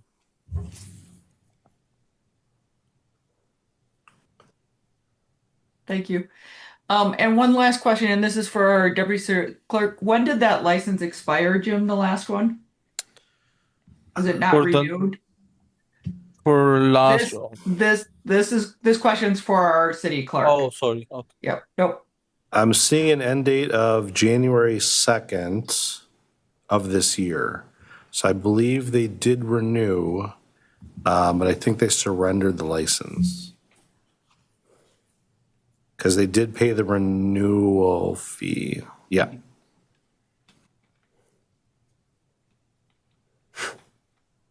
Okay. Okay, Alder Figueroa Cole. I'm sorry, I didn't catch the part about talking to the Alder. Were you able to talk to Alder Madison? No, I was not. No. Okay, did you left her a message or? So for the police chief, I did left a message, but no, I think I didn't left any voice message. I don't think so. I did call last week. I'm not sure if I left a message or not for them. Okay, thank you. Yeah. Any other questions from committee members?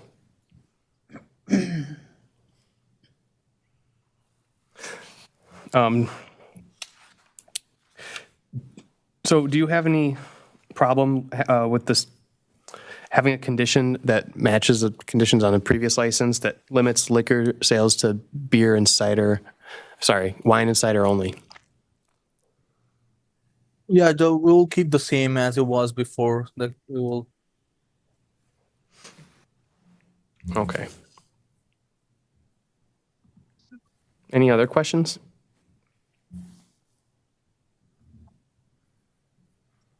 Alder Glenn. So I just heard you say that they'll keep it, but am I misreading that it looks like liquor is chat? On the application form, you mean? Yeah, it says beer and liquor. Yes, liquor is So it inclusive. meant wine. Yeah, you can't sell any liquor except wine and cider. Yes, I just noticed it was under Class A as I was saying it. Sorry. Thanks.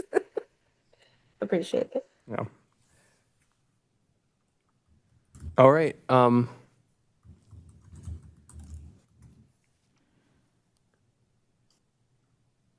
Ms. Westra. You're muted. Thank you. This is more of a question for discussion or for staff. Since the contact with the Alder has not happened, nor was we know that any, voicemail or any kind of contact to call back hasn't happened. I'm not overly happy to approve this without Alder Madison's having the discussion with the applicant on this. Are we able to do a conditional approval before that requires that conversation to happen before the next council meeting?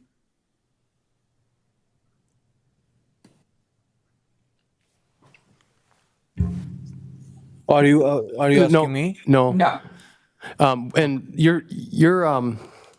I recommend you continue listening, but we're now just talking as a committee right now.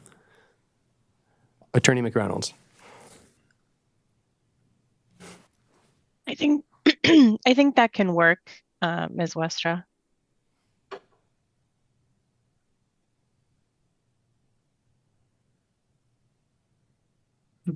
So then I'll move approval with the existing license conditions for this application, along with the stipulation that the applicant needs to have a conversation with the alder before the next council meeting. Okay, I think it's sort of understood that it leaves the option, there may be, I don't want this committee to tell an alder how to do their job, so we can leave, not that I expect that Alder Madison, and I don't know nothing about what that might be about, but I don't want it to sound like the ALRC is ordering an individual alder to do something. I think that's understood. Attorney McReynolds? Thank you, Chair. The required language or the language in the ordinances is that the applicant shall contact the alder. So you can phrase it that way so you're not saying the alder and him have to have the conversation. We'll put that. So the applicant will have contacted the alder. Yeah. Okay, Alder Figueroa Cole. Yep. Yes, I will second that. I was talking to Sabrina. She has no concerns, but she's okay with having the conversation before the council meeting. Thank you.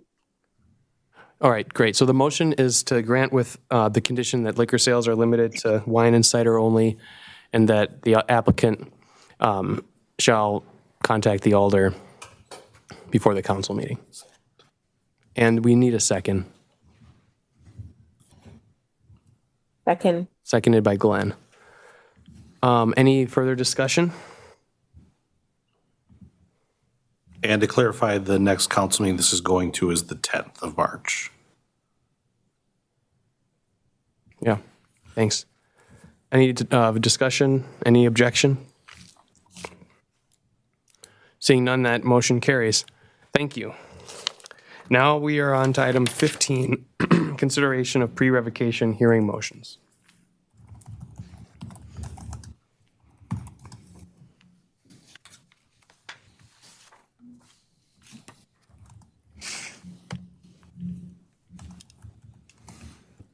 Attorney McReynolds. Thank you, Chair. I would recommend that the ALRC hear the second request first, because that might make the first request moot. So I would recommend that you hear from Attorney Dellier first. Okay, thank you. And we'll do that. So I think the committee should have received Attorney Dellier's letter, which I've read, and basically requests that we delay the hearing for another about 30 days. You want to speak to that?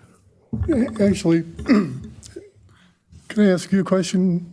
Because it would have a lot to do with how things would go anyway. So when you have to have a licensed person on premise, if they were downstairs working in the basement, would that count as on premise or not? I don't. That's not. That's not something you can answer? That's not what we're talking about right now. Well, because the reason why I say that is because this case is going to go to trial and be done on April 27th. And that would pretty much end it one way or another, except for the 2 violations. I believe in the amended complaint, there was a second violation for no license. I'll just throw that out there. Sure. I mean, I think today what we're just going to, I think we should just consider the request that was in the written motion or letter that you sent, which is about 30 days. If you want to, there's going to be some scheduling challenges either way. So I suppose we could have a discussion about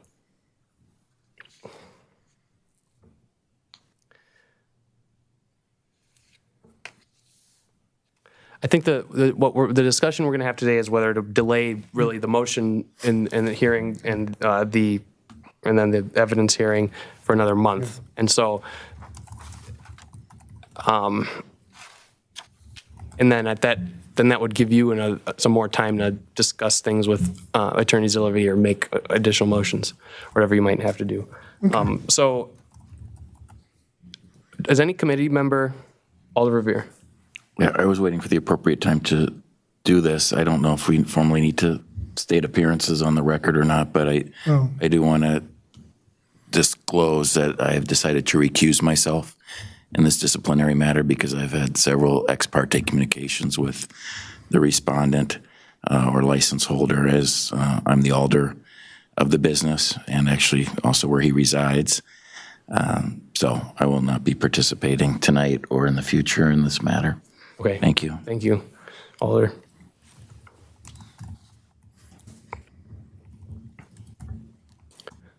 Anyway, my name is Anthony C. Delier. I'm an attorney. Okay. Mr. McRoberts and Fusion. The city appears by Assistant City Attorney Jennifer Zillivi.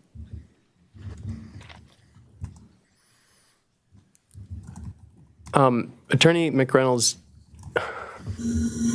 should this scheduling issue, since we originally scheduled it with the members of the subcommittee, is this a question for the subcommittee or the full committee? Well, I think it could be either. Yeah,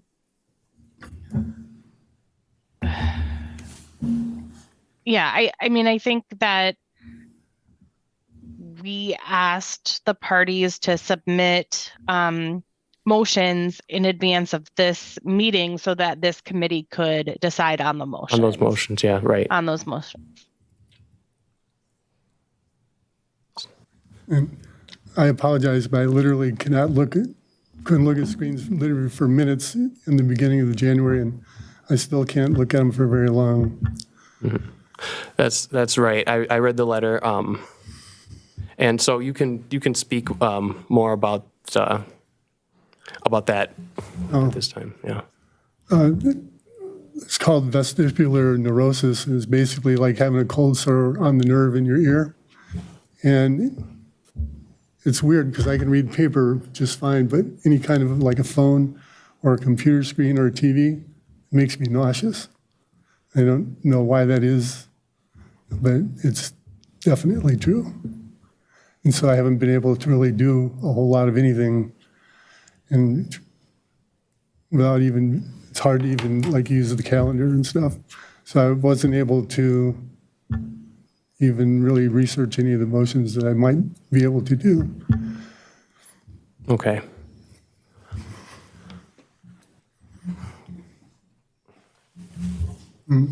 Alder Glenn, you have questions for Attorney Delier? Not really questions. I guess I think you had a question. I know we were going to hear from Attorney Delier on about referring it. After reading the letter, I just wanted to say that I think that we should allow for it to be referred out. I think that when someone has a right to counsel and right for people to show up, so I think that, things are delayed in courts and systems all the time. And you'll have to check to see if your schedule permits. I think doing everything exactly 4 weeks later would make the most sense. Any other questions or from committee members? Attorney Zillivi. I just want to speak to that a continuance isn't something that happens as a matter of right. And I'm not saying that there's not cause for it in this case, but I feel like there should be something to support what's in the letter, such as something from his physician verifying that he does in fact have this condition, something regarding when the condition can be expected to be resolved. I would hate to see this set 30 days out and then a week before, again, he comes back and says, oh, still suffering, not going to be able to have the hearing. I feel like it would be appropriate to get confirmation from his physician that he has this condition, how it impacts his ability to work in the way that he needs to work, and when he can realistically expect the condition to be resolved. Uh-huh. I actually have paperwork from a couple of times I've been to the ER already, so I can do that. And actually, I was thinking about going back tomorrow anyway, because I've learned a little bit more about it, and there's some other medications that I think they should have given me. So I don't know if I can get a written letter about that, but I'll try. But I can definitely prove that I have the condition. That I can definitely do. I have that already from the ER visits. Well, I would imagine your physician would be willing to give you such a letter. I go to the VA. I know it's a little bit harder there, but I'll try. So here's what we know. We have a meeting noticed for a week from Friday, which is an option for committee decision making.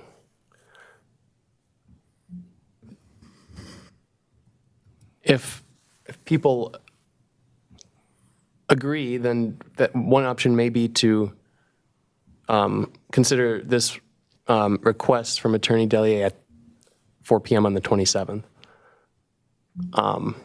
If there's to consider that support. Otherwise, we could just consider that today without it.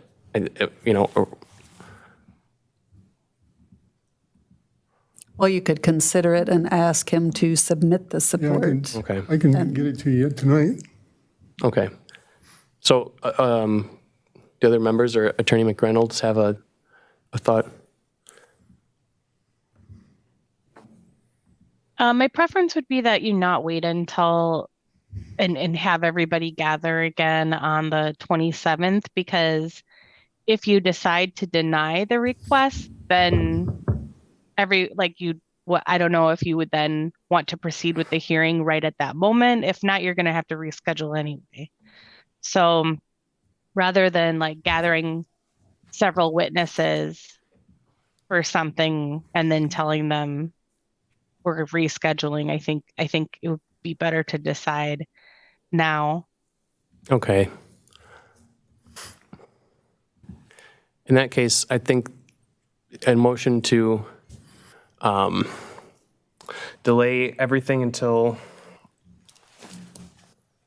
4 weeks exactly. So the next motion hearing to be on March 18th, and the evidence hearing to be on March 27th, with the expectation that there's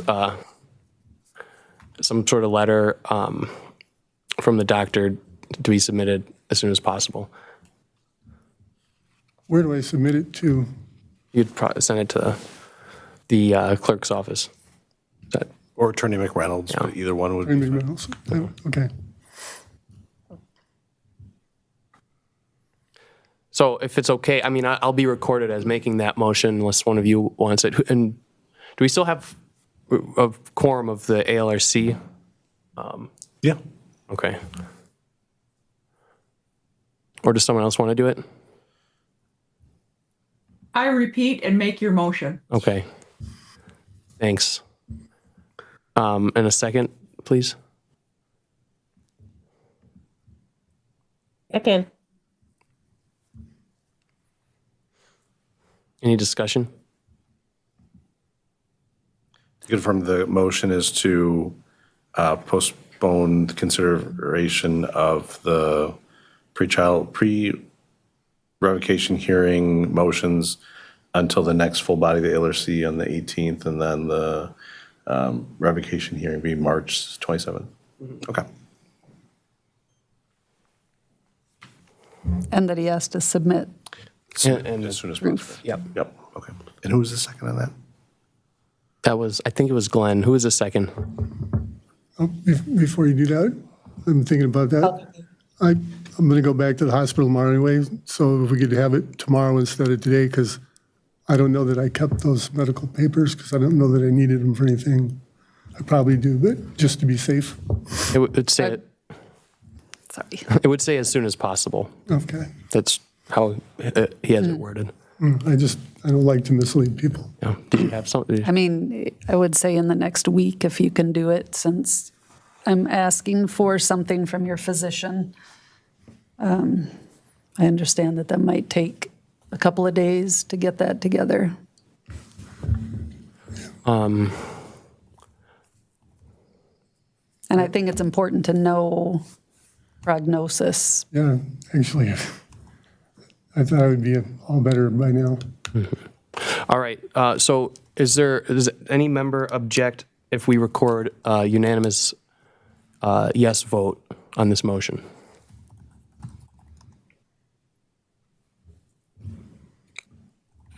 I don't see anyone indicating otherwise, so motion carries unanimously. Thank you. Completely separate thing. I was impressed watching you all working earlier when, it's a great thing that you do, and it's hard, and sometimes you make mistakes, and when you own up to them, that's impressive. A lot of people don't. Thank you.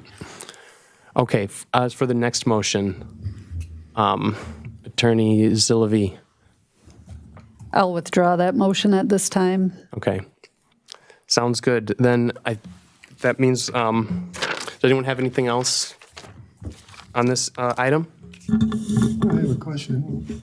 Sure. Does the next motion something to do with this case? Yeah, it was a witness appearing by Zoom, asking permission for a witness to appear by Zoom. Okay, and there wouldn't be an objection if it was convenient next time, you wouldn't have to, I would agree to that here and now.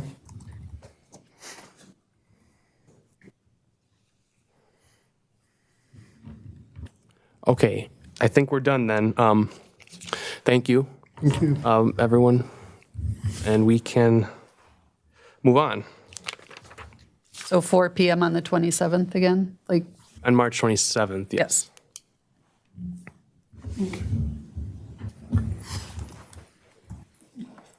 Thank you. Have a good night. Next on our agenda is report of Madison Police Department, Lieutenant Hannah.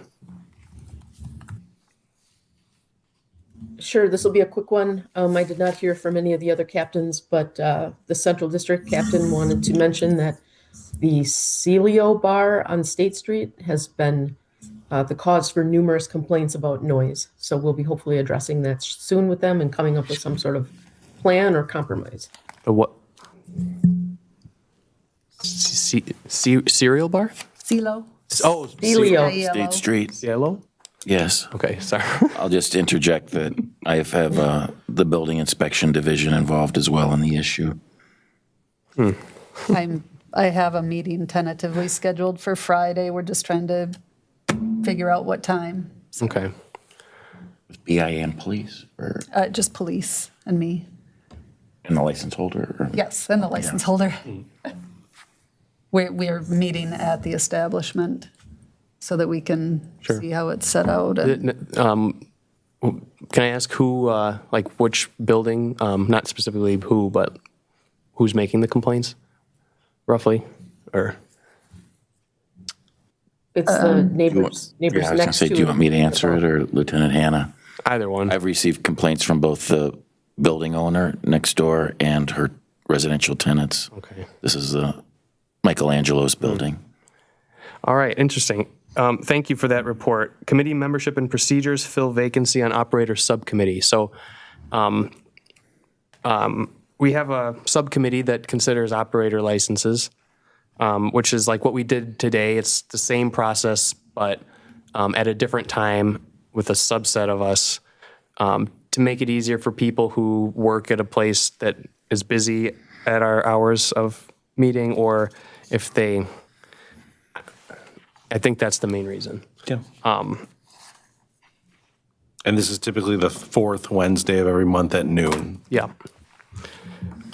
And so the floor is going to be open for nominations to replace Ms. West on that subcommittee.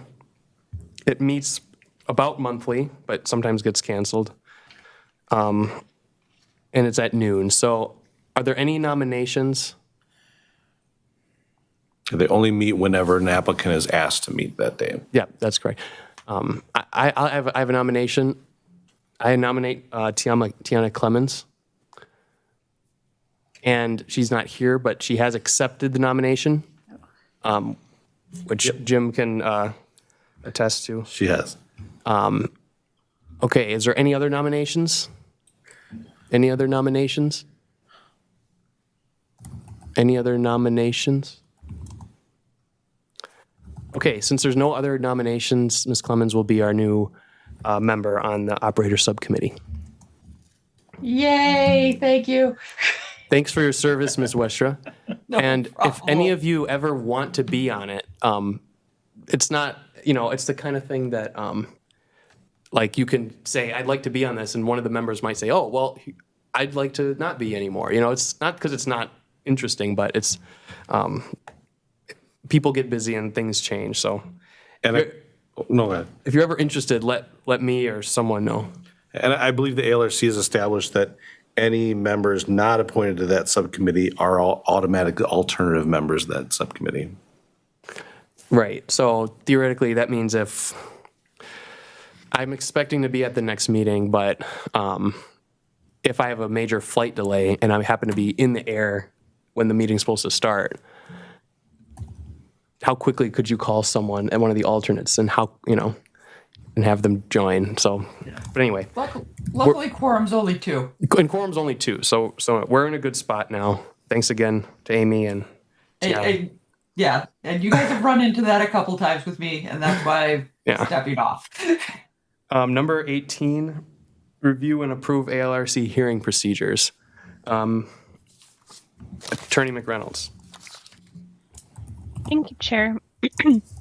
I updated it slightly. So whatever is the most recent packet would have the draft for you to consider. And so basically, I don't know if my whole email got sent to you yesterday, but this is not required to have these procedures, but it might be helpful. I've heard from a couple of people that it would be helpful to have this sort of spelled out before you have revocation or suspension hearings. And so this is just sort of an outline of the order of how you would conduct a quasi-judicial hearing. Jen,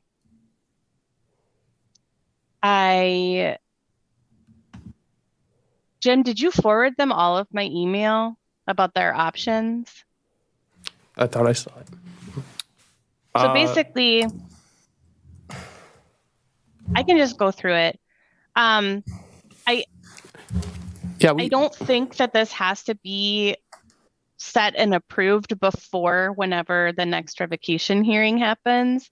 It might be nice, but I think this is kind of how you would do a revocation hearing anyway. So I don't see it as something that needs to be urgently handled, for example, this evening, that you need to approve it or make the amendments right away this evening if people want more time to look at it. But you could approve these now. You could approve them after suggested amendments if you have them. If you have specific amendments, you could direct me to make those and bring it to the next ALRC meeting. You could ask me to work on this in a smaller subcommittee, and or whatever else. What other motions you might think of to do with this? Let's see. And the nice thing about procedures versus ordinances is they're pretty flexible. So you as the committee, it's just a starting point. You can, during a meeting, vote to change something or tweak something if you'd like. And it does not have to be approved by council to make those changes. So even, during a hearing or a meeting, if something isn't working, if a majority agrees, you can kind of roll with it. All right.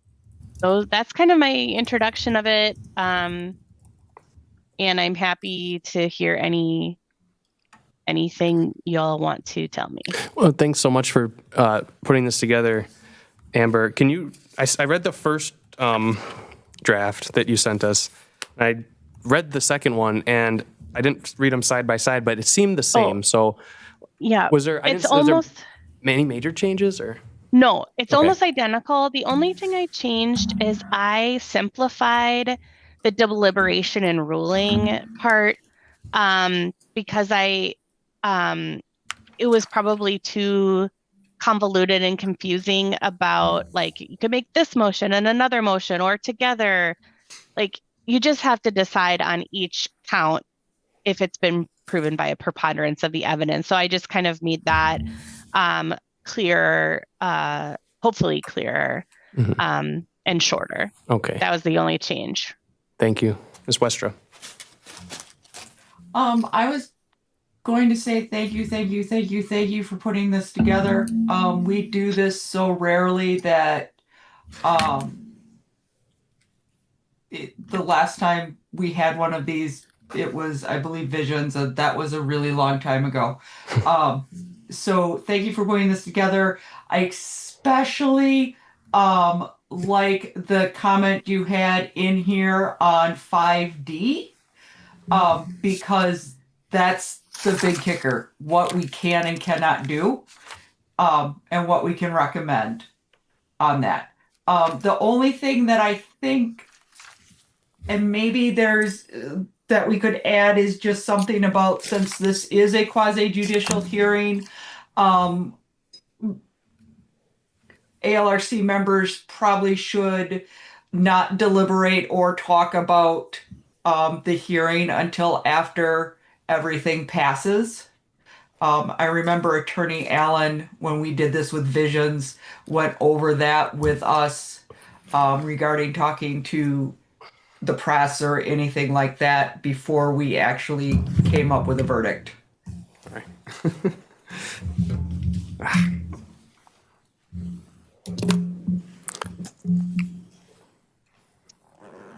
I think that's a good idea. Alder Figueroa Cole. Thank you, Amber, for putting this together. I did read most of this when you sent it to me last month, but I really appreciate having the time to go over it again and see, just like go step by step and review the document. And I do understand and appreciate the comment about this not being what the difference between ordinance versus a procedure. And I mean, I understand that, but I also, one thing with the ordinance is that everybody knows what the ordinance is and everybody then understand that there's a process to manage it. So I know we discussed the ordinance that we put together for a hearing of removing an alder.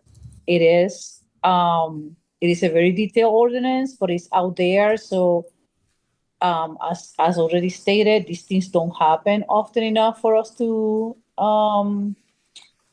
know readily what the steps are. And I not saying turn this into an ordinance, but I really find value on having the documentation in a place, especially when it's so infrequently used in a place where it's easy to find. Weird. But if I can have the time to review this before we approve it, I would really appreciate it. Additional time. Thank you for your comments. I think I may have said something in the word weird in the hot mic that was about about the table I'm sitting at, if anyone was worried. Attorney McReynolds? It's a county table. There you go. Thank you, Alder Figueroa Cole. The procedures, if a committee has procedures. They have to be submitted to the clerk's office. They're supposed to then be reviewed.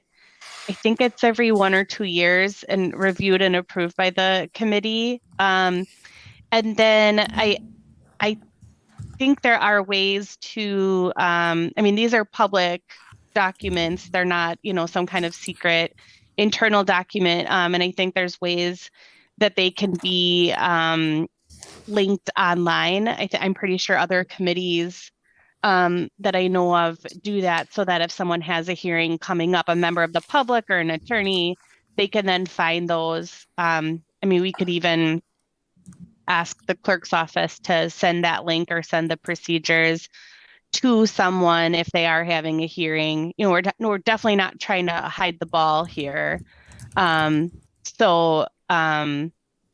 That would be my recommendation would be to keep them as procedures and not have them be part of the ordinance, just for the committee's own flexibility. But I can take another look at that ordinance and see if there's anything more specific, or if there's something more detailed or specific that you want to see in these procedures. We could look into that. Yeah, I appreciate that. Again, I would like to compare it myself to make sure that they're not so different, because it's the same it's a hearing. It's kind of the same. I anticipate it will be kind of the same format. But yes, I mean, I think when we discussed this last month, we were kind of lost again, and we knew something existed. You found something somewhere, and then created this. I just don't want for the future to have to go through that process. I just want to make sure that people know we have a process, and here is the process, and it's easy to find. And I'm not saying I'm not going to be saying I love the NGOs. It is a lot going on in there, but it's a central location for things like this. So, but yes, but I understand the value on not having an ordinance when it comes to changes. I just want to make sure that there's no confusion in the future when we need to pull this one up again. Unfortunately, I think there's going to be some level of if we don't do this very often, it's going to be uncomfortable. So I guess that doesn't solve your concerns, but it seems inevitable. I disagree, because we didn't even have this amazing document before. So I think it is good to have. I'm all about processes. I'm a stick for it. So definitely, I think that, and people that are in MGOs all the time, they can quote them. They know exactly where things are. I'm not that person, but I have become somewhat of that when I have a question, I will go to the NGO first, do some searches, and then find someone to translate them for me in plain English and move on with my life. But it's a valuable tool, even though if it is not user friendly, but it still holds a lot of documentation about the city. Again, I'm not saying go through the ordinance, but I would still like some time to go through this one in detail, and then come back and provide any additional feedback, if that's okay with you guys. That's fine. I also think. So, are you saying eventually you want to? I'm saying, can we not approve it tonight? Can we? I don't know if we have to approve anything at all. I think this is fine as written. Like, I don't think this committee needs to take a vote on this at all. Well, it sounded like if you wanted to be a procedure that is going to be reviewed every so often, there should be some process on creating a procedure that we agree on. Okay, and we can certainly, we can talk about that at the next month. Yep, that sounds. Is that a good plan does everyone agree with that? Would someone prefer to do it differently? Okay, I think we'll just have this on our agenda next month then. Attorney McReynolds. Thank you, Chair. I'm also happy to speak or communicate with any of the members of the ALRC between this meeting and the next meeting, if you have like, if you see errors or if you have specific edits that you want, or if you have a suggestion for, you know, a different way to say something that is a better plain English way of saying, or plain language way of saying it, feel free to contact me, because then I could tweak it again before the next meeting and not like have to do amendments on the fly during the meeting or something. I can try to incorporate people's suggestions before the next meeting if you'd like. Thank you. Okay, anything else on this item, or can we, Alder Verveer? Yeah, thank you, Chair. And thank you, Attorney McReynolds, for your work on this. I was curious, what's the date of the most recent version of this? I didn't see it when I reviewed it the other day. What year is this from? I asked, I think I asked Jim maybe last time or at some point, and I was told that the ALRC did not have procedures. Do you think that they had procedures already and I just made this up? I don't know. Obviously, I've been around a long time, but I could have sworn that one of your predecessors had something, and I see the vice chair. Oh, you know, I'm sorry, there was a training which I pulled a lot of this from. That was done by Roger and Steve. Yeah. and- Okay, that's what I was thinking, is which of your predecessors last had a document that our committee would have reviewed, how many years ago I that just was. remember Attorney Allen sitting down with us and going through out of his binder of information that he carried with him. It looks like the quasi judicial training they had prepared, which a lot of this was kind of pulled from, or the ideas were taken from, was from 2009. And I mean, would there think- could have been I would think that- something more recent, but I would think that the committee had approved the hearing procedures back then, but it's that dated, huh? I mean, I only have access to what I can find Yeah, on my. no, I understand. So Our prosecutor it, is here in the room with us. Maybe she remembers better. I don't know if you reviewed her files as well. I don't recall ever seeing anything from the predecessors in terms of a form, like what Amber prepared. Even though the MGO recalls for it, Really? right? no, it's optional. No, but that's what I mean. Let me back up. I'll just give you an example. And obviously, many of us know and love ACA Laura Minella. And Laura's special in terms of Oh, yes. in terms of process, and I say this from a place of endearment. But anyway, so we, as a longtime member of the city's vending oversight committee, Attorney Minella drafted very similar hearing procedures as VOC is a quasi-judicial body. And I had, at a minimum, just figured that ALRC must have done the same, because even though not recently, as Vice Chair Westra articulated, we haven't had a quasi-judicial proceeding at this committee, certainly since the pandemic of this, except for, non-renewal last licensing year. I just figured that, my goodness, one of Attorney McReynolds' predecessor, legal counsel to this committee, would have insisted that we have something like this in writing, because the MGO does anticipate that quasi-judicial board, committee, and commissions and city government have that. My recollection is that there was always a detailed explanation, like a verbal explanation before the hearing, but I don't recall the advisor ever referring to a written set of procedures. Okay, interesting. I have an email from Roger Allen, August 22nd, 2019, that he had me forward to the committee, and it's the quasi-judicial training dated September 23rd, 2009. And the training material doesn't imply that the committee actually ever had approved or even reviewed. Interesting. Just add one last curiosity question. As I mentioned, our friend Laura Minella already, did you have a chance to review VOC or any other quasi-judicial hearing material Yes. Okay.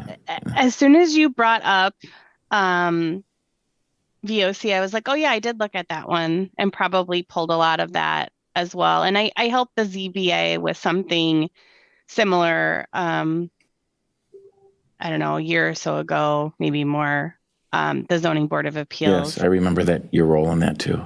So, yeah, but I did use the VOC as a sample. Okay, very good. Thank you.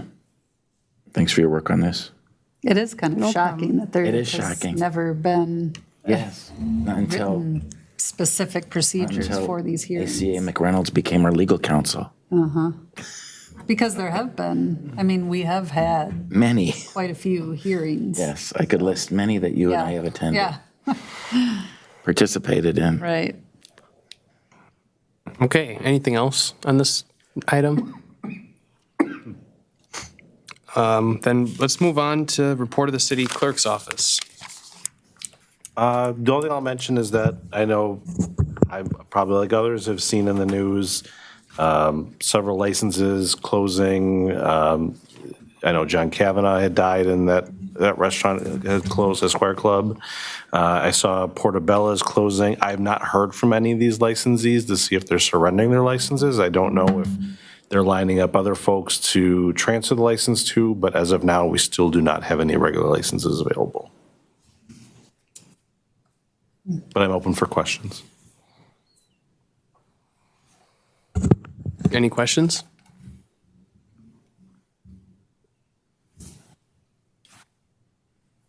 How many of the other licenses? The reserve ones? Yeah. Plenty. It's in, yeah, plenty. It's in the packet. Let me see. Bring up my report I made.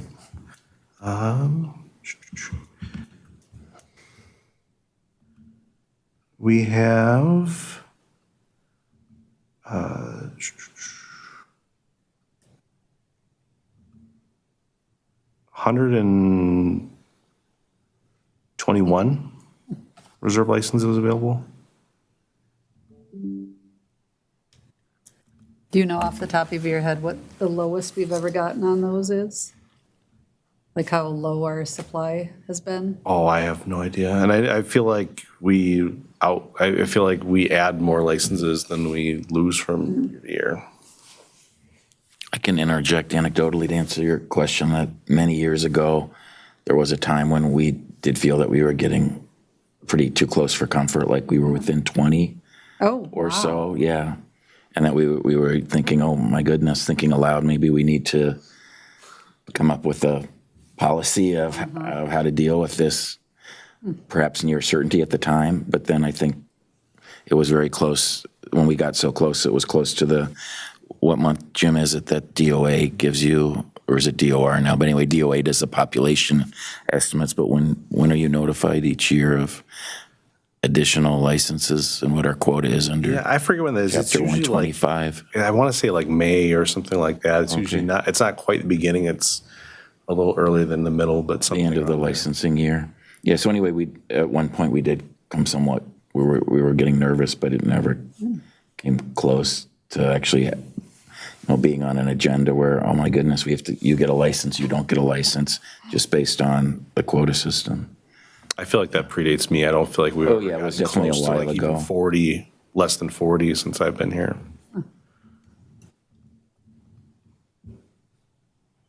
Before our population exploded. Yeah.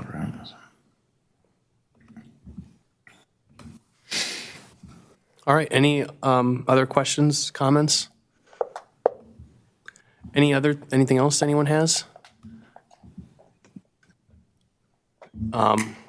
Otherwise, adjournment is our only other option. So someone better make it quick. Move adjournment. Moved and seconded, Westra and Glenn. Any objection? We are adjourned. Thanks, everyone. Have a good night. Good work.